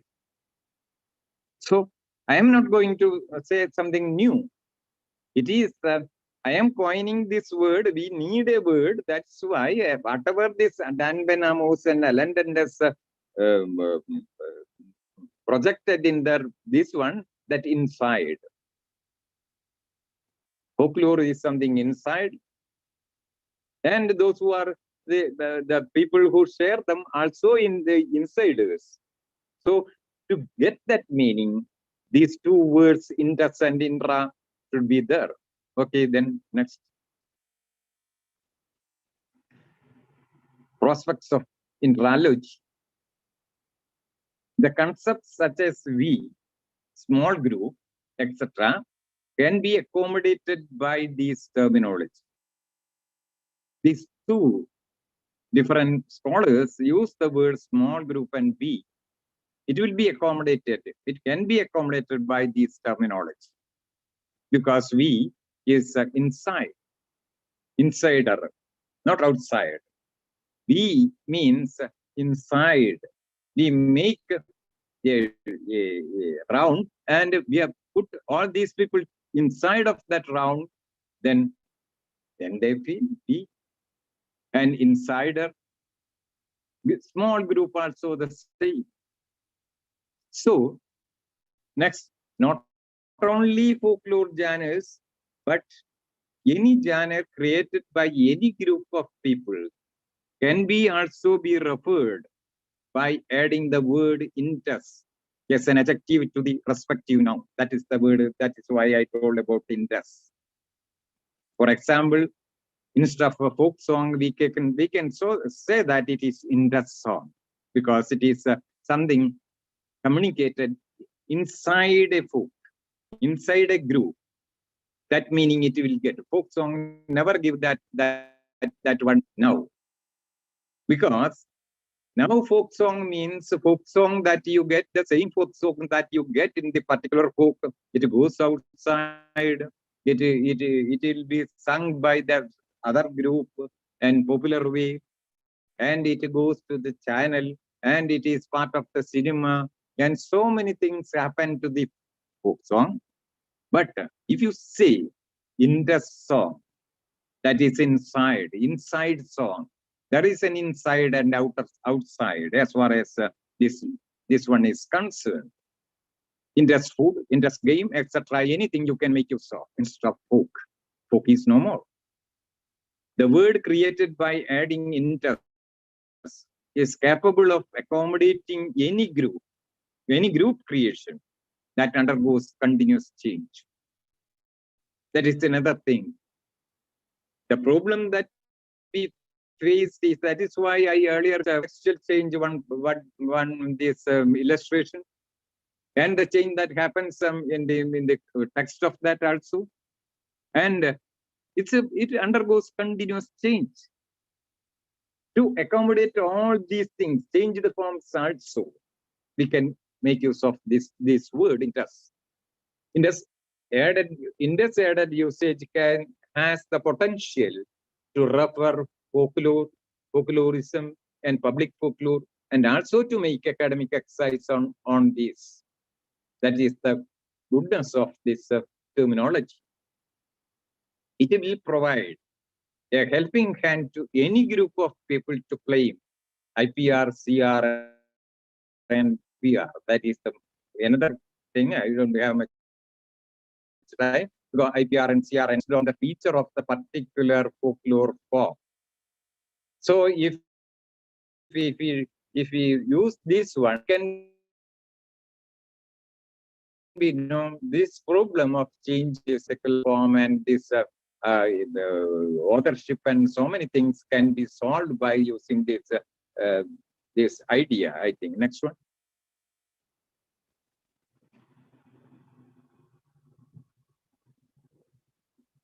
Yeah, next one. Yeah, it is noted.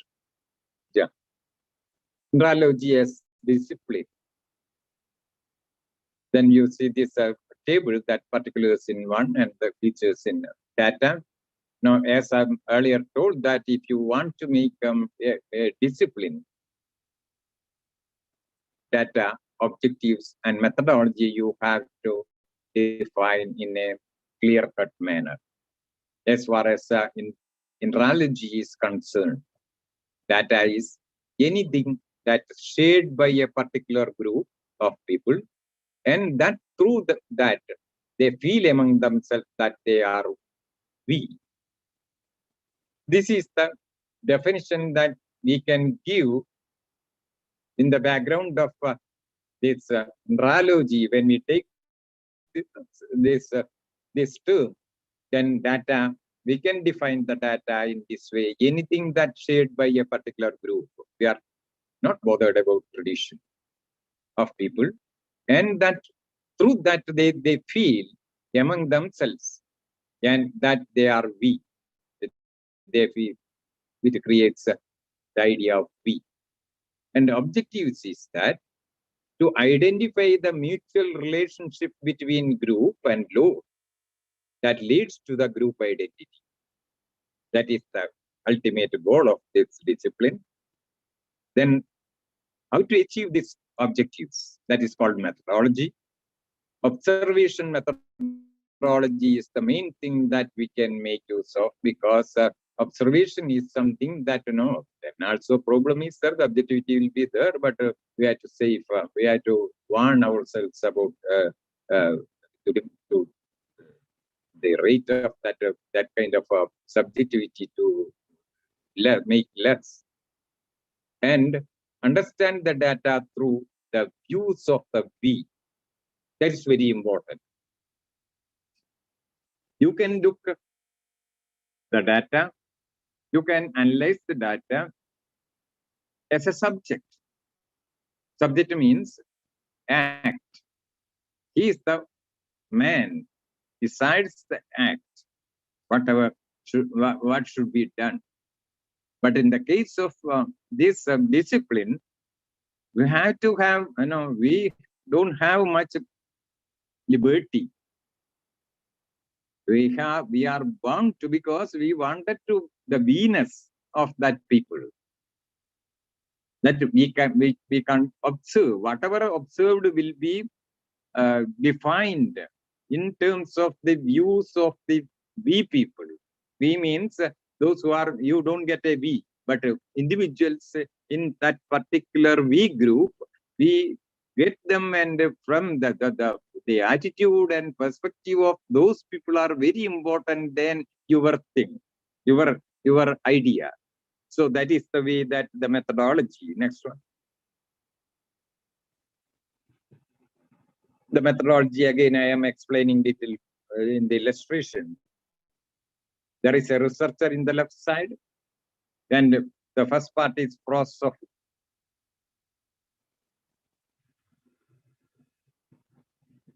that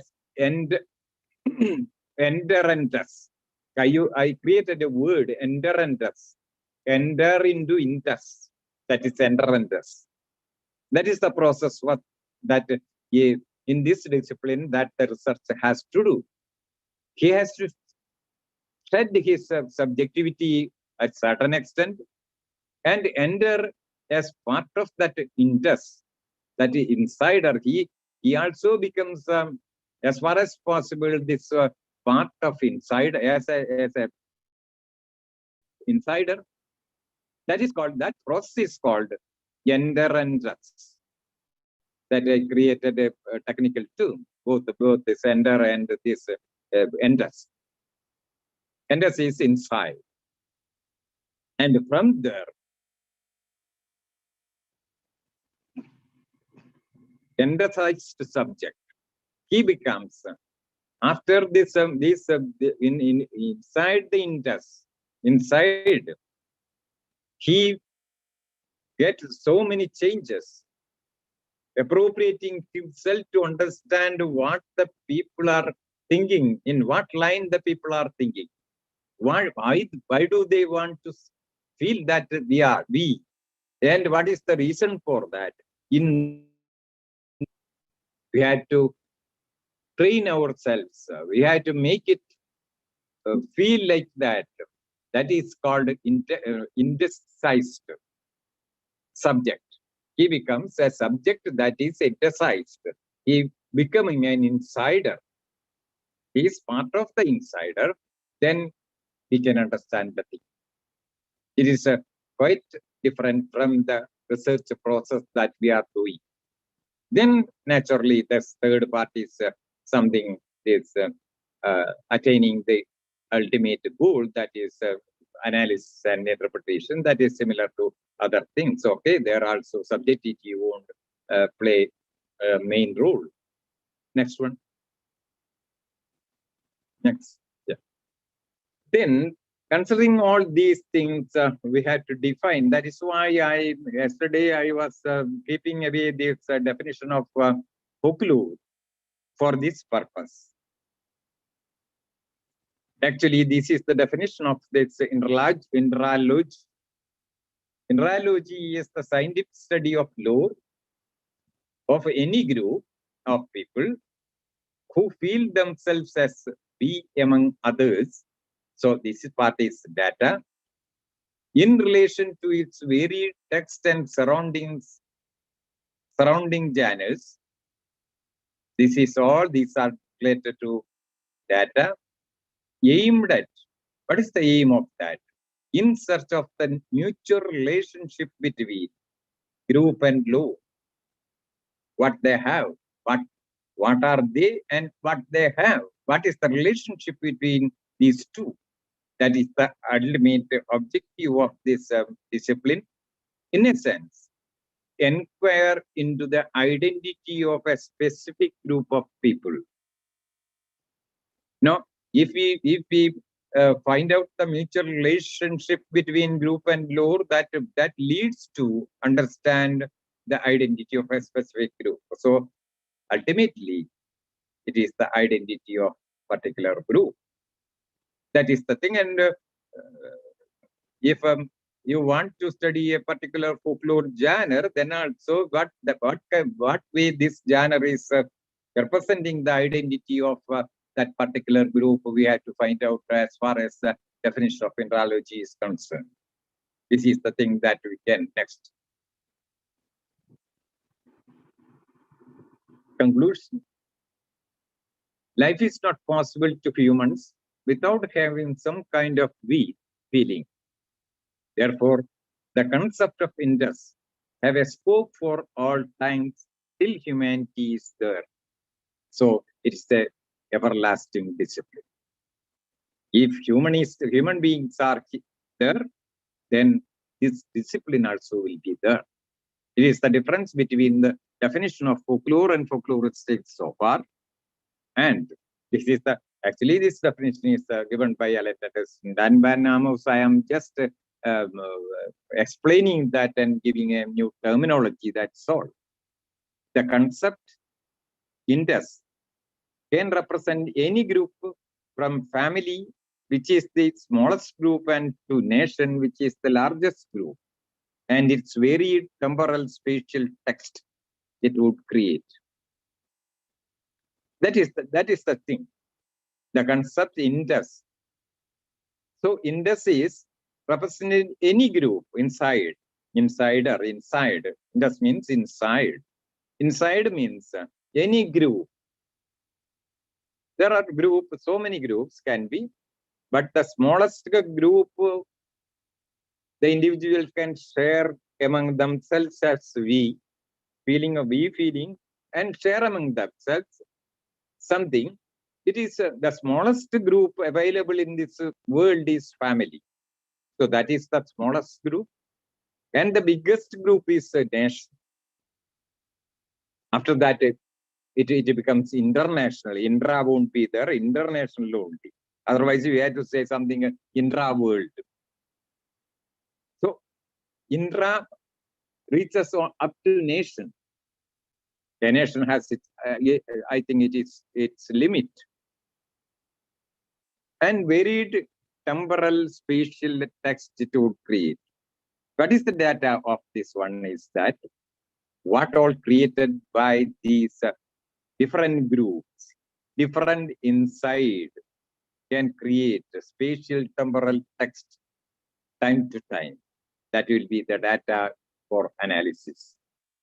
It can take any changing folklore forms for its analysis and interpretation. Spelling mistake is there. It can accommodate that also. It can take any changing folklore forms for its analysis and interpretation. It can accommodate any folklore forms that comes not under the purview of folklore studies, such as aerial folklore, cyber folklore, any kind of folklore. Any kind of folklore time to time, according to the socio-economic, political pressure, new grouping are coming, then this term can take all those groups in this, under this definition. That is possible. Indus can represent both the concept inside and at the same time, anything created by insider. That is folklore. So Indus, the word represents both folk and folklore because both are inside. As far as outside is concerned, it is something inside. Folk is inside and folklore also inside. So next, this is the conclusion, but I have an epilogue. After this, I wanted to say something more, not about folklore, but about the production of knowledge and this discipline. What is the role of this discipline in the coming years? Mineralogy is not a discipline. That is the problem with Indra. It's an approach. It is new approach in the production of knowledge. So that new approach, production of knowledge, that we take and say, try to try to use that in the folkloristics.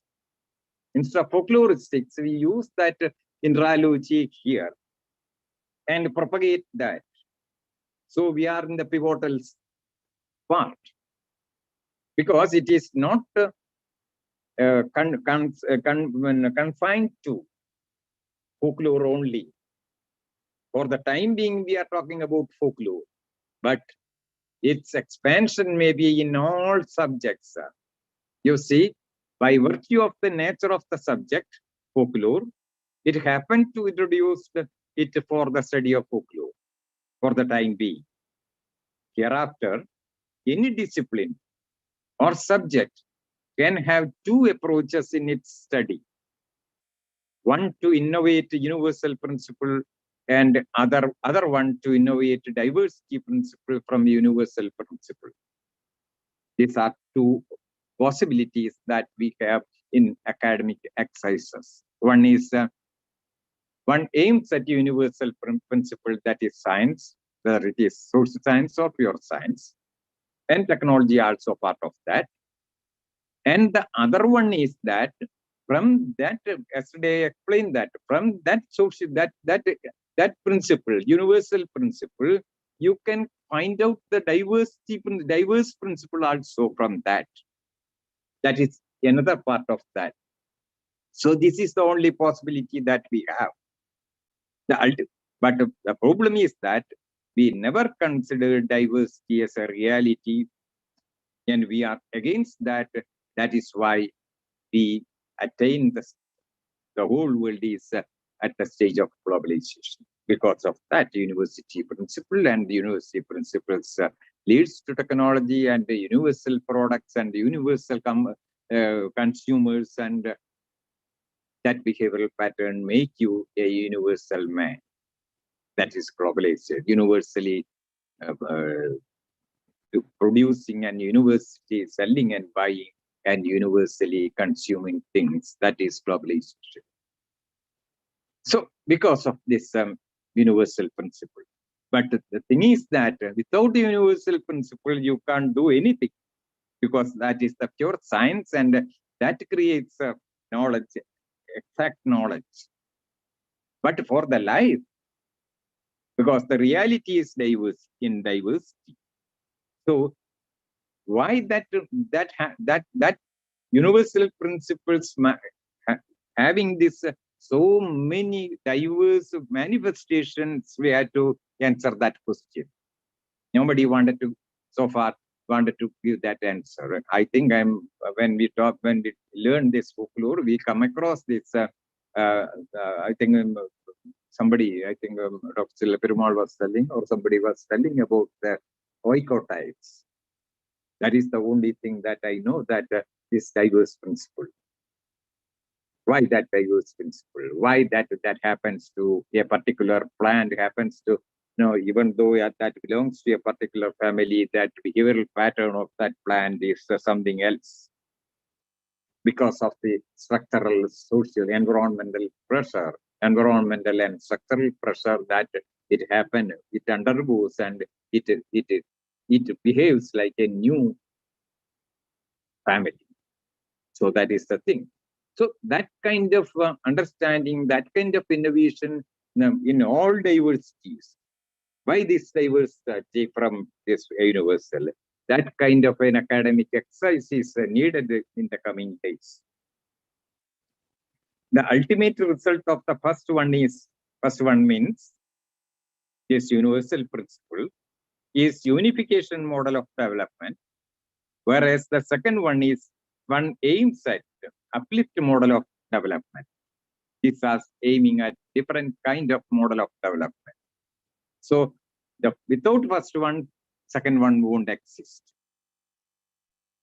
But for the sustenance of this universe hereafter, we have to have this diverse principle and diverse technology and diverse products and diverse consumers.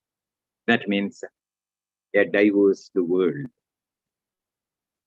And that diverse world through upliftment. They are not against this this one civilization or something. They had to progress. But that progress is through upliftment in their own circumstances. They develop their own circumstances with the support of this universal knowledge and principle and other things, and this diverse principle make the pivotal role in developing that society, and it's a self. It will be in a way. It leads to a self-reliant. It is not possible as such, but at certain extent, a self-reliant nation, self-reliant community, self-reliant family like that. It will. That's upliftment. As far as folklore is concerned, folklore studies follows the first one, and folkloristics is part of the second one. That is the thing, no? We have these two. We had to find out the universal principles out of the folklore studies through inductive method or deductive method. Inductive method, you can extend this one, but our earlier innovation, and you can find out that our data also it is approving that. In other case, deductive method, you can find out your own way, your own reality, diverse reality, this one. So folkloristics is part of the second one. So we have these two. We are not denying the universal principle. We are for that. But for the sustenance of this world hereafter, we have to have this folkloristics, or in other cases, there's anthropology, in science, social science, and all other disciplines, it should be there. I think it is over, I think, no? Last one. This is the thing. This anthropology won't, I think it is now in folklore, it is not a discipline as such, it is an approach.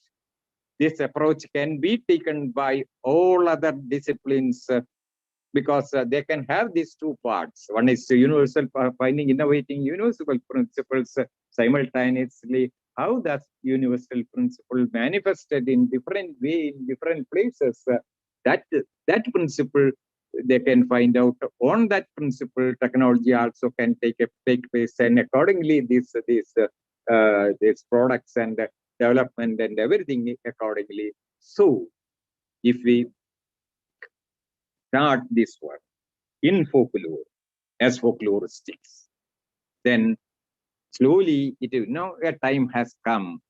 I believe it like that. We can't go like this forever. We are facing such a crucial situation that our environment and our humanity and all other flora and fauna and even Earth is facing such a critical situation. Somewhere we had to find out a way to escape from this. The only way is that we had to have the use of energy minimized. How? We had to have our own technology, our own environment. We had to learn how to live our own environment with our own circumstances and creating our own product, our own thing like that.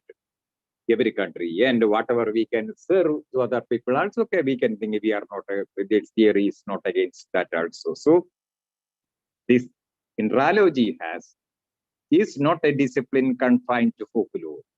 It is to all subjects, even science also. So I think with this way of thought, I concluding my this 10 years this efforts. I think how far you have gone. You became insider of this workshop. I don't know. If you understand so much, that means you became an index of the workshop, insider of the workshop. Otherwise, you will be an outsider. Then we consider you as other. With these words, I thank all the participants and fossils, moreover, this Institute of Folklore and Professor Reddy, Sudhakar Reddy and Chellaperumal took much pain because they have actually I am speaking everything, but we couldn't make use of them for enrich this workshop. Thereafter, I think 2 days it's remaining. They will contribute and make you more knowledgeable.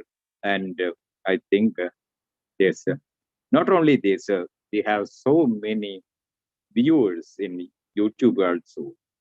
With their interest, they are attending that, and subscribers also, more than 30 subscribers so far. I think I thank all the people on behalf of myself and on behalf of the fossils and on behalf of the peril, the crucial situation that we are facing as a human being in this universe. Thank you. Thank you.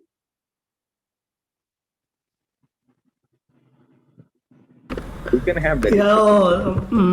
Thank you, Professor Raghavan Painod. You have taken much pains to explain number of concepts and a number of new ideology concepts, and also to make it clear whatever may be the circumstances, as Professor Allen had said, the concept of we, I think it is coming up in force rather.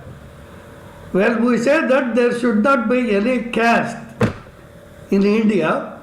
People are more aware of, or more, they are very, very eager to form themselves under what you call caste groups, religious groups, regional groups, like that it is going on. Okay, that's a different aspect. But the concept we is having its own relevance even in the present context. So that's one thing. And the second point, or a second doubt which I have after 15 days of joining this course, that is, the concept of diversity, I think it is there as a part of our previous folklore studies when they were insisting lore should be studied from the perspective of folk. Folk means is a group then. Again, they have defined it. So that means they are trying to give a kind of connecting or binding a thread between lore and folk. And as you rightly said, the concept of this diversity, even though they didn't explain much, but it is there when they are identifying different groups. So it's only I am putting a doubt on my aspect. Anyhow, I am really very much thankful to you for obliging and giving such a wonderful lecture for all these 50 days. Now it is meant for the participants to raise any doubt or any clarification you need. You could do it, please. Sir, only those who are raising questions, you unmute your audio, and all other people, please mute your audio. Sir, on behalf of Dravidian University, Department of Folklore and Tribal Studies, I am extremely happy to say our heartfelt thanks to Professor Raghavan Painod for taking all this pain and motivating a group of folklorists to take up this particular activity in future. So on behalf of Dravidian University and Department of Folklore and Tribal Studies, I am thanking Professor Raghavan Painod and also Professor Bhaktotsal Reddy, Chellaperumal sir, Professor Sudhakar Reddy, and Makbul Islam sir. So thank you very much, sir, Professor Painod sir.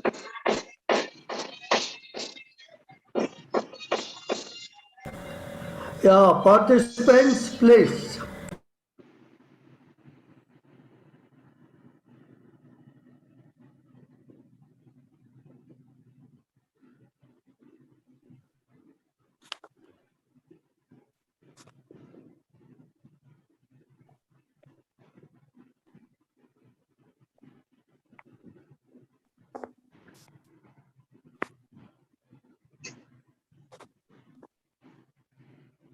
evening, sir. Sir, good evening, sir. I'm Good Geeta. evening. Yeah, Geta Devi, please. I'm so proud of you, sir. The excellent presentation in this great workshop. And you gave a new terminology and its definition and also the methodology of that instead of folklore. You gave a new, so many new ideas and explanation for that in detail. So very thank you, and I also thank to Dr. Bhaktaval Reddy sir and the people of this coordinating this workshop, Chella Perumal sir and Sudhagara Reddy sir. Also, I am very thankful to all participants. Thank you so much.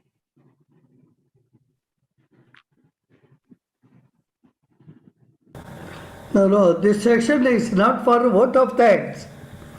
This is only to raise some questions on today's lecture. Because we have 2 more days to express your all our what you call thanks and tributes. You can do whatever you like. There is a time, but now it is only to clarify the doubts. If you have anything to ask, please. Shall I, sir? Yeah. Yeah, thank you, sir, for introducing us to this new approach. And it's just not a term, but I can really connect with all your lectures. How this concept might have come to being. For example, I think you hit the nail by focusing on folk. What we were discussing about UNESCO's role over the years. And my question is, sir, I was listening to you while you were describing about the role of the researcher. So you mentioned about intisized subject.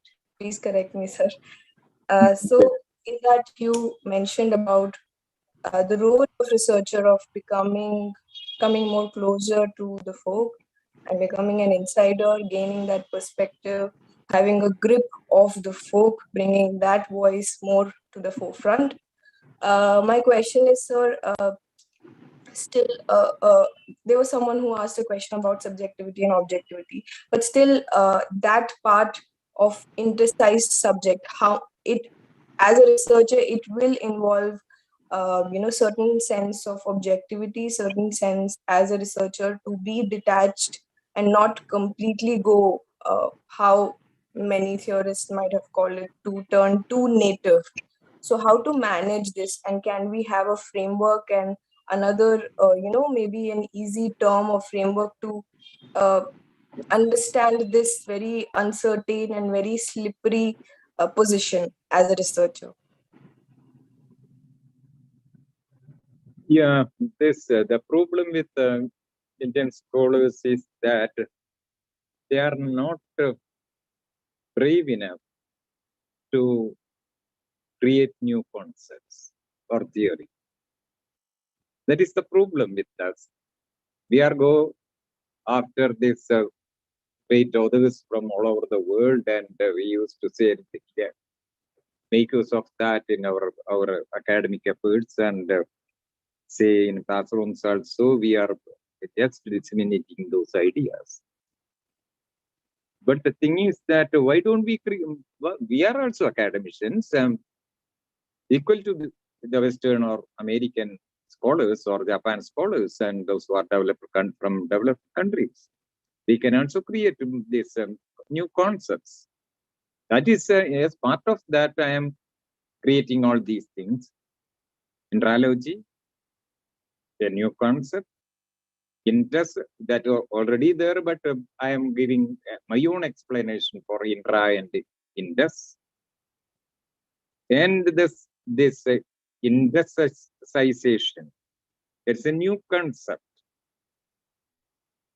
Because a researcher, the subject that made you confused, I think, that use of the word subject instead of researcher. Researcher is the subject of research, the whole action of research. In that sense, I use the word subject, not the subject of something. No, I think that made you more confusion. Yeah, it is nothing but Yes, sir. researcher. But then you can ask that why you wanted to confuse us. Because the subjectivity is the problem there in the whole research process, as far as this Indralogy is concerned. So I want to purposefully use the word subject. Subject, indicization of the subject, the researcher. He becomes not part of that, participant observation is there. As far as anthropology is concerned, we have participant observation. It is nothing to do with that. Don't confuse with that participant observation. This is the process that a subject of the research, that means the researcher having its own subjectivity. He sheds all this subjectivity and goes inside this we people, we feeling people, and is inside of that and sheds its subjectivity, and he is more learn about how to view the reality through their eyes, through their experience. But in participant observation, what we are doing, that we are part of this performing or this group, and we are also one among them and experiencing that, and we have our own experience. It is more than that. This indicization is that you lose your subjectivity in between this process. Now, how far that is questionable, but that is the process. You lose your subject as a subjectivity of the researcher, then you are the indicized subject. Then you have not your own idea. Whatever idea you have, it is the view of the God from the view of the people. That is the thing. Now you understood, I think, So it is a concept I created from Indus. Then we have to understand that at least one, if you write some research article, at least one or two concepts you have to be able to create newly. Otherwise, what is the use of that writing that one? Then you will be quoted by others. We are just as far as academic essays are also concerned, we are the consumers of the product. Knowledge is a product, and we are the consumers of the product produced by the Europe and America and Japan and East Asian countries. Just consumers. And we consume that and disseminate that to the students. Instead of that, we should become producers of knowledge. When I create a new concept, I am creating a new knowledge, how to look at this world in another way. But always so far, I am extending the horizon of the knowledge through a simple concept, what I put. So that is the duty of the responsibility of the academician. And the commitment also. Everything is for the society, everything for the world, betterment of welfare of the world. So the world is moving in a wrong direction as far as you feel, then you have to find out at least a way how to escape from this direction, deviate from that direction. So that is the thing that we are doing. Okay. Now that confusion has over, because I know that this question will come as when I use the subject, the word subject. Okay. Thank Then you, sir. Thank you.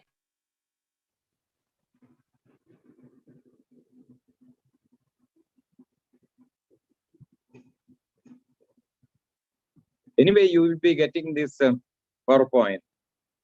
Every day you are getting, no? Today also it will be sent after this. Okay. Yes, sir. Yeah.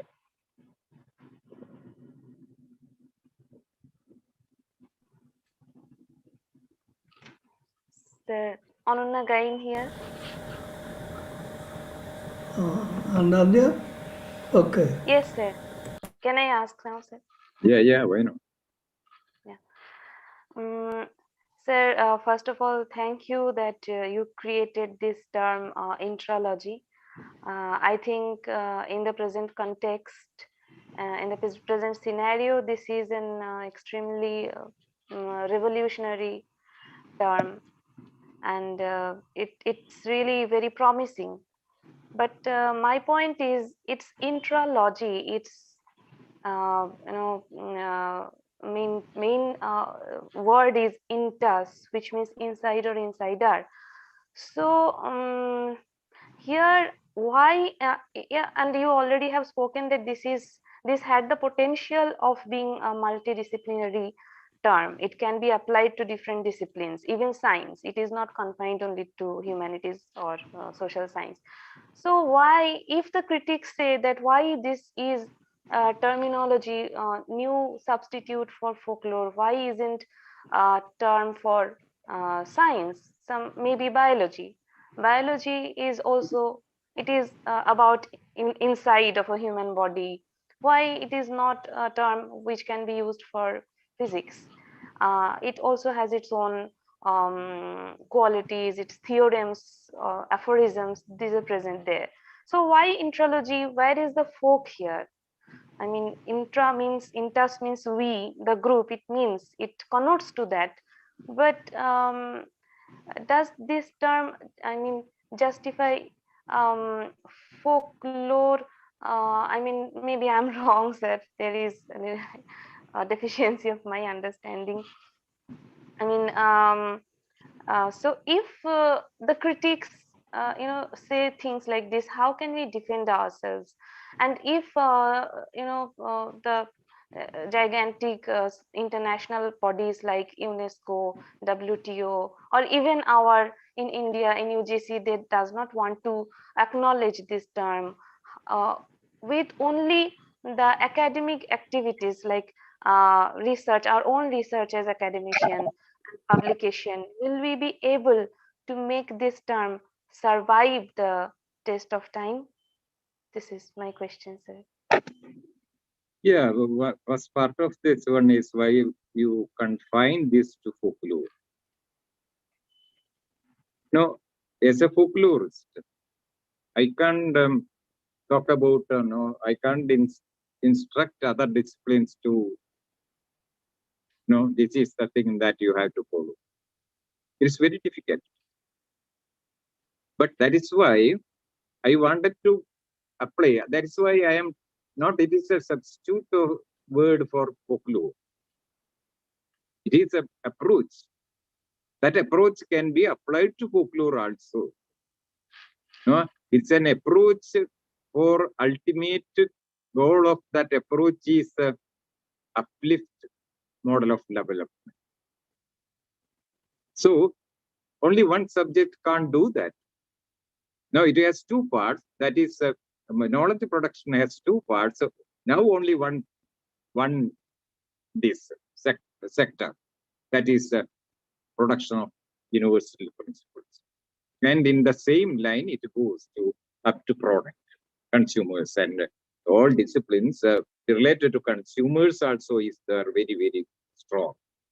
So everything is related to that. So the whole this academic exercises in the present day context is go with these universal principles and technology and the products, consumers, and support that to make them consumers. Social science is the responsibility of the social science to make conscious about, make them understand why they wanted to consume this one. They promote them. That is directly or indirectly, almost all social science are doing that. In such a context, we wanted to have a great goal, but yes, nobody consider folklore as a discipline itself. It is the compared to all other discipline, it is the youngest one, and not only youngest one, it is nobody consider that as a subject nowadays. So technically, already it is out. Then we have to propose this. No, everybody is lamenting about the present situation in which the whole world is going to perish. What is the way to go out of that? Nobody have the answer. In that context, we are coming with this one. We are going, there's a produces universal principles is one direction, generalization from diversity, then generalization and universal principle is that direction. And what we propose as analogy is from that university principles to the principle of diverse principle, and from their technology and all those things, then it reaches to this product, that is native product.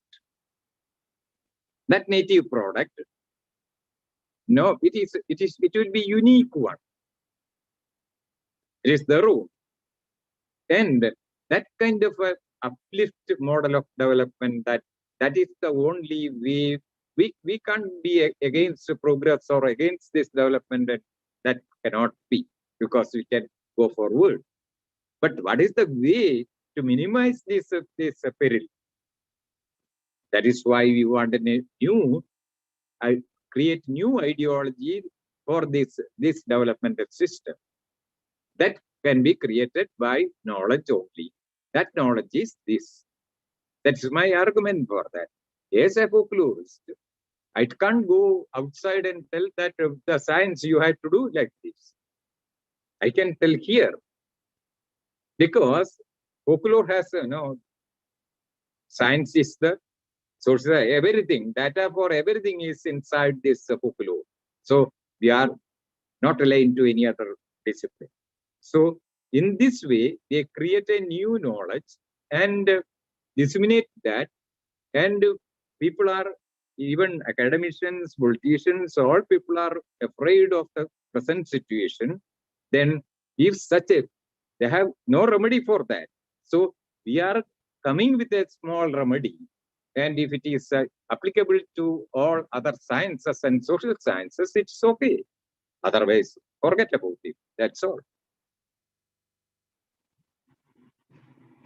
Yes, sure, sir. I also believe that if we can implement this new concept or approach of intralogy or intercization, this that can itself is it's difficult to pronounce.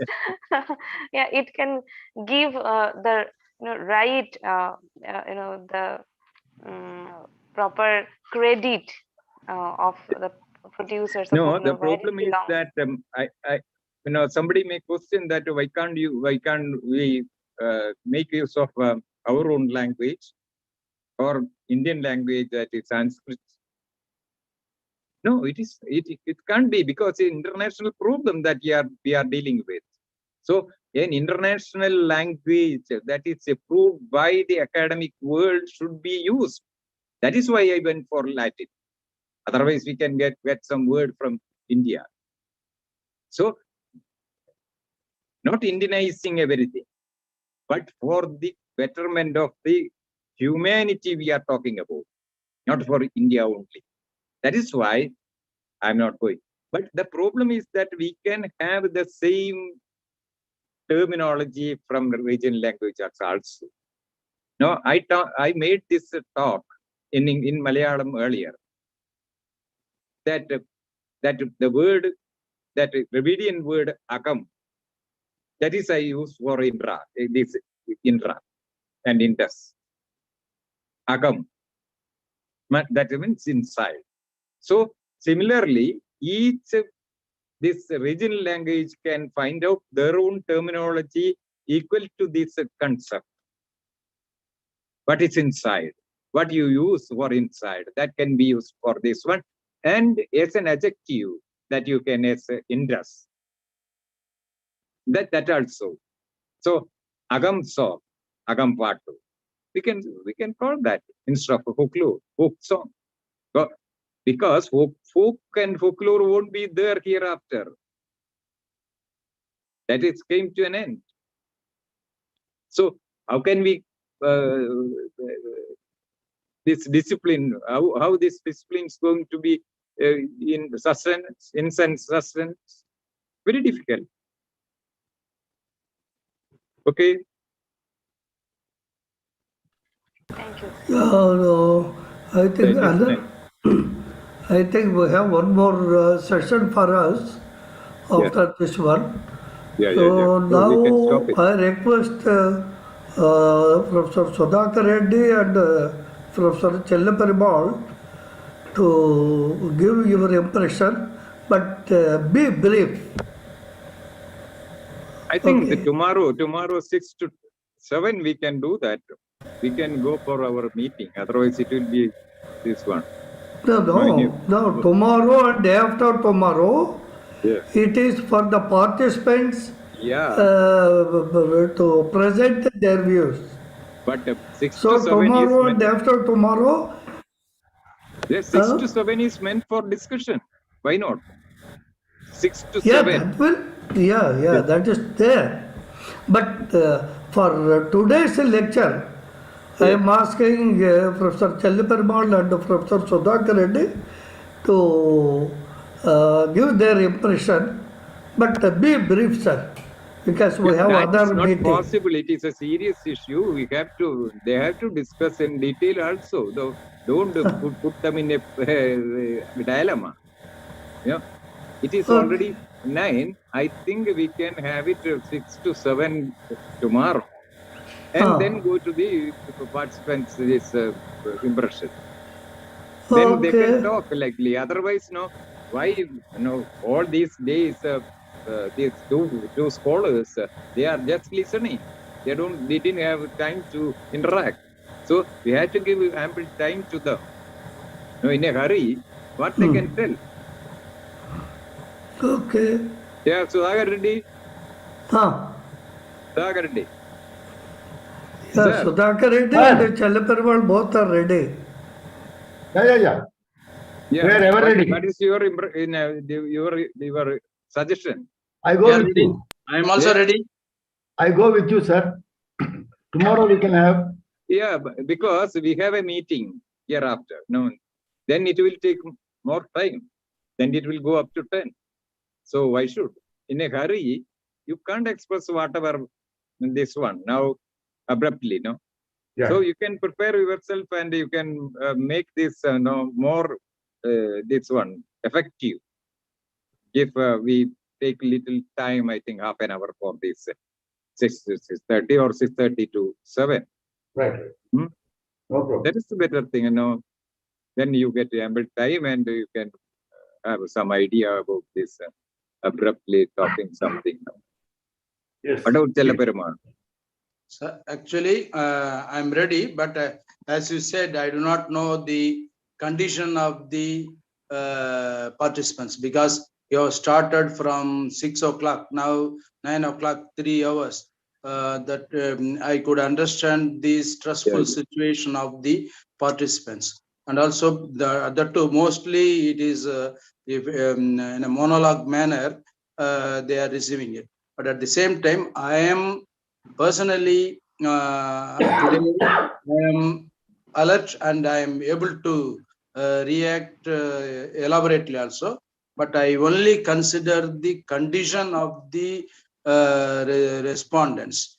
I am really, otherwise, in fact, I am even tempted to do today itself instead of tomorrow, because, such a very important,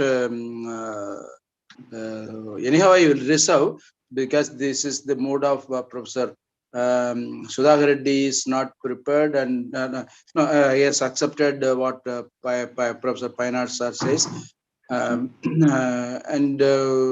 so there are many things, but instead of having one particular point of view at the end, nothing wrong instead of reserving or everything for tomorrow, as Professor Painard himself has made. What I feel, instead of going with one single view today to bed, sending the participants with a singular viewpoint, nothing wrong, even if it is short, to make a comment on this thing. That is only good for any academic discussion, because I do not want to elaborate much. In fact, I wanted to appreciate Professor Painard for his marathon moment, extraordinary work of doing nearly 2 weeks. It is not an easy job. He did a wonderful job. However, what today's lecture also extremely well, accepting that of the conclusion what he made, really what happens, you should pardon me if I use any strong word. Sometimes nothing wrong in using the strong word also. Very good thing. It is a good, grand, big container of good milk. Professor Painard was serving every day. When he was serving at the last, when he was telling that I am closing the dinner today, this is the last cup of milk. In the last cup of milk, he has added utter poison. Only the last cup of milk is the poison, whereas what all he gave all these days was wonderful. It was more than a milk. I would say it is an amurdam. Okay, I do not want to take much time. See, the whole problem of folklore, though folklore has all the potentiality of growing as an independent discipline, already it has come a long way, it has gone through. But every time, it is not by the outsider agencies, UNESCO, politics, they are not the culprits of demolishing the greatness of the folkloristics. It is again and again, it is always the pioneering folklorists, whether they belong to this country or other country, they every time they only concentrate again and again and again and again and again on the defining folklore. What is that? So you can't have the 100% perfection of the any term. Certain things, you have to have a working definition. On the basis of the working definition only, you have to take forward. And it is unfair to say that folkloristics is not a discipline, folklore is not grown and all. No, it is, maybe it cannot be compared with the other disciplines, even like anthropology, but it has its own potentiality, capacity, growth, to have its own methods, its own concepts, its own theories, its own definitions. So, but unfortunately, without subscribing all those things, all the stalwarts, whether it is Dundas, Benamas, Hanko, or Darson or Burnwan, all were, because they have. Is it good? Discipline is only concentrating on the definition alone for the 100 years. Is it the way of taking the discipline to the growth? Another thing, what is there in the naming? And what if I am strong, Professor Painard should pardon me. Some new term has been given. Is it free from all the shortcomings? No, never. It can't be. It can, no, never. It can't be. And another thing, okay, so the situation will change. But according to situation, concepts should develop, concepts should modify, it should have the new meaning, all these things. Not that you entirely reject one term and going for another time. One small thing I said you. Tell here. See, for example, anthropology was centering around always man, but the situation, what is going on now, it is in this world. If you always, whenever there is a issue of related to plant or animal, whatever it is, anthropologists always bring in man first, all the other things next. But now the situation has come, anthropologists realized man or not man can always be at the center or the helm of. He has to give the equal right and things to the other creatures also. Now the no more man-centered anthropology, it should be multi-species anthropology, something like that is coming. Like that, you should see the growth instead of rejecting the name, instead of avoiding the thing, and also no discipline always discuss about the terminology alone. But though there are inherent problems are there, because this discipline has double subject matter, folk and lore, because it is not just folkology or loreology. For example, I'm telling. So considering all these things, instead of contributing for the growth, instead of contributing for what to find out what is the setbacks, it is not the folklore is not having the problem. It is the folklorists, the so-called folklorists, folklore students, folklore departments, folklore training institutes, they have the problem, and because their problem, they are attributing to the discipline and doing this thing. Exactly, Professor Pinard was doing this thing. He did a very good exercise, accepting that of the today's last 20 minutes of introducing a funny concept. Thank you.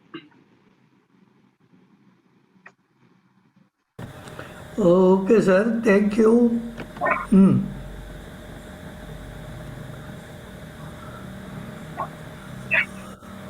Okay, sir. Sudhakar Reddy? Oh, sir, I'm here. Yeah, I will just very brief this thing. Yeah, I understand Mr. Chellapuramal's, agony, in fact, is feeling bad in the sense that, it is creating other kinds of problems than resolving problems. So I understand that, this is the problem created by the academician. Basically, what he's trying to say is that it is not the folk or folklore, it is the so-called third layer of academicians, third layer of folklore, that is academicians. This is the problem with academicians. We are worried about the definition, but the persons who are practicing it has no problem. They have no problem in identifying their own cultural items and also practicing it and also having knowledge about it. So the problem lies with us, not with them. So in the process, of course, discipline has its own issues, because discipline needs what is, the things like, pre-knowledge, theory, concept, and also taxonomy. All these things are methodologically tuned, methodologically proved.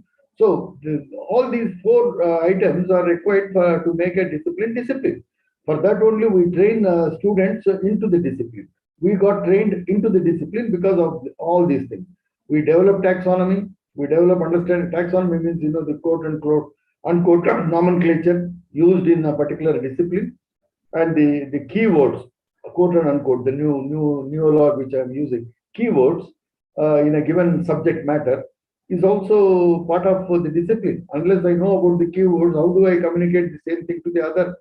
That is a major issue. So these keywords are developed over a period of time with a lot of debate and a lot of kind of discourse happening with that, and ambiguities will be there, and those ambiguities will be dealt by the researcher at that point of time while explaining that keyword, and therefore it is resolved. The person who takes that in that sense, it is resolved. Anyway, so the issue now here is that whether to create a new taxonomy or whether to worry about the discipline, or whether to worry about the subject called quote and unquote folklore. Just because UNESCO doesn't want to drop it out. It's not UNESCO which actually dropped it out. It is two scholars who are anthropologists, who are specialists roped into that particular conference, made a keynote address, key paper, concept paper. In that, they said that instead of using this, we will go for this, which is also having traditional knowledge and popular culture, traditional culture and popular culture. So they are not removing entirely this thing, right? So with regard to Raghavan Painard's sir's today's lecture, I am very happy that he has given a wonderful lecture. But only problem to me, what it occurred is that he has not read completely what Don Benamos, Benamos said in the second version of his definition of what is that? Small artistic communication in small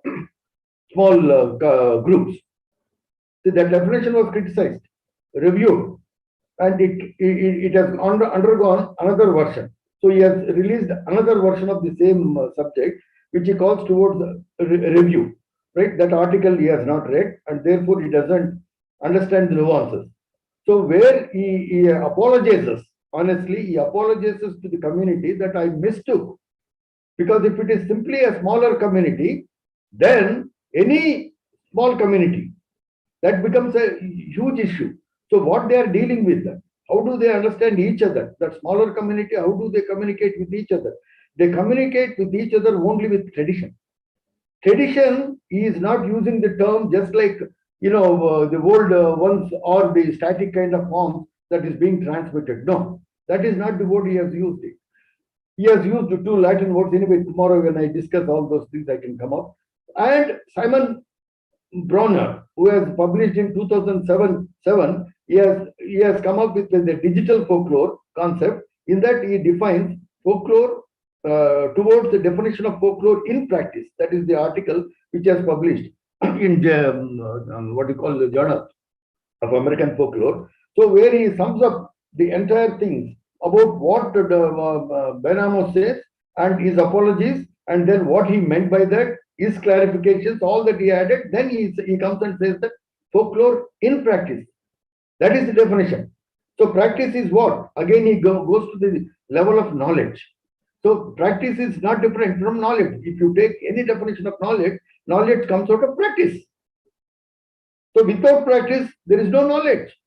So the question of how we use knowledge is also a problematic issue in Professor Raghavan Painard's this thing. So when Alexander uses we, it's a totally different context he is using.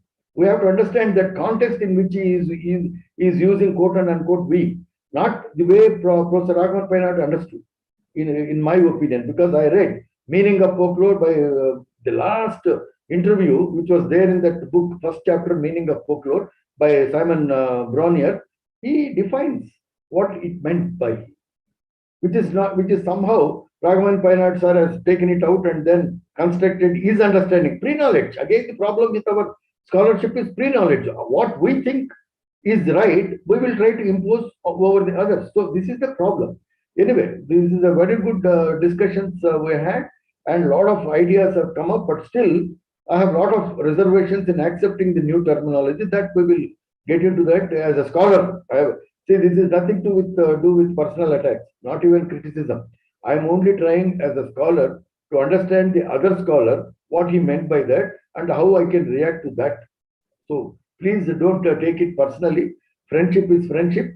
Don't take us as enemies. Thank you very much, sir. With this short time. Okay, sir. Thank you very much. So I think it only make us to think about organizing a kind of loud thinking and a open debate on few concepts of folklore for our survival. In the sense, for the survival of the discipline in the changed scenario. Okay, the future activity, we will go ahead with that. Now it is already 9:20. I request Professor Sudhakar Reddy, Professor Chellaperimal, Professor Venkatesha, Professor Syamala, and Professor Raghavan Painard. I think let us stay for 5 to 10 minutes we need to discuss 2 points, then we will leave it. And my request to all the participants is tomorrow and day after tomorrow, you need to present what you call PowerPoint presentation on what you have gained out of this workshop and what are the doubts that you have after attending the workshop. You have to put both. And also, what you expected and what you didn't get. So that kind of thing also, very frankly, you can put, because it will be good for the organization and the institution in taking up what you call future activities. So that's why don't hesitate. You put it with this, and every person invariably you have to present your what you call through PowerPoint. I think all of you are well aware of that modern technology. The problem is only with us, people like us, but it is not a problem with you. So you please prepare it. You could take up to 10 minutes. I think minimum 7, maximum 10. Be like that, and all of you should definitely present your what you call views. Okay? Yeah, we will leave here, and tomorrow, at least by tomorrow and day after tomorrow, if you come by 6, we will be happy. Otherwise, let us start by 6:30 and we will go up to 9:15 at the most. And it should not be beyond that. Okay? Shall we take by 6 or 6:30?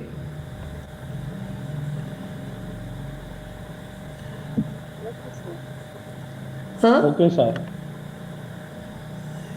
Yeah. Okay, I think as usual we will be ready by 6. You people are, sir, okay. Okay. People are asking for 6:30. Okay, definitely we will start by 6:30 tomorrow. Tomorrow and day after tomorrow, only 2 days. So you please make it a point to present your views. Okay, thank you now. Shivkumar. Hello, Shivkumar ji. Please conclude. And then again we have a meeting with our 6 people.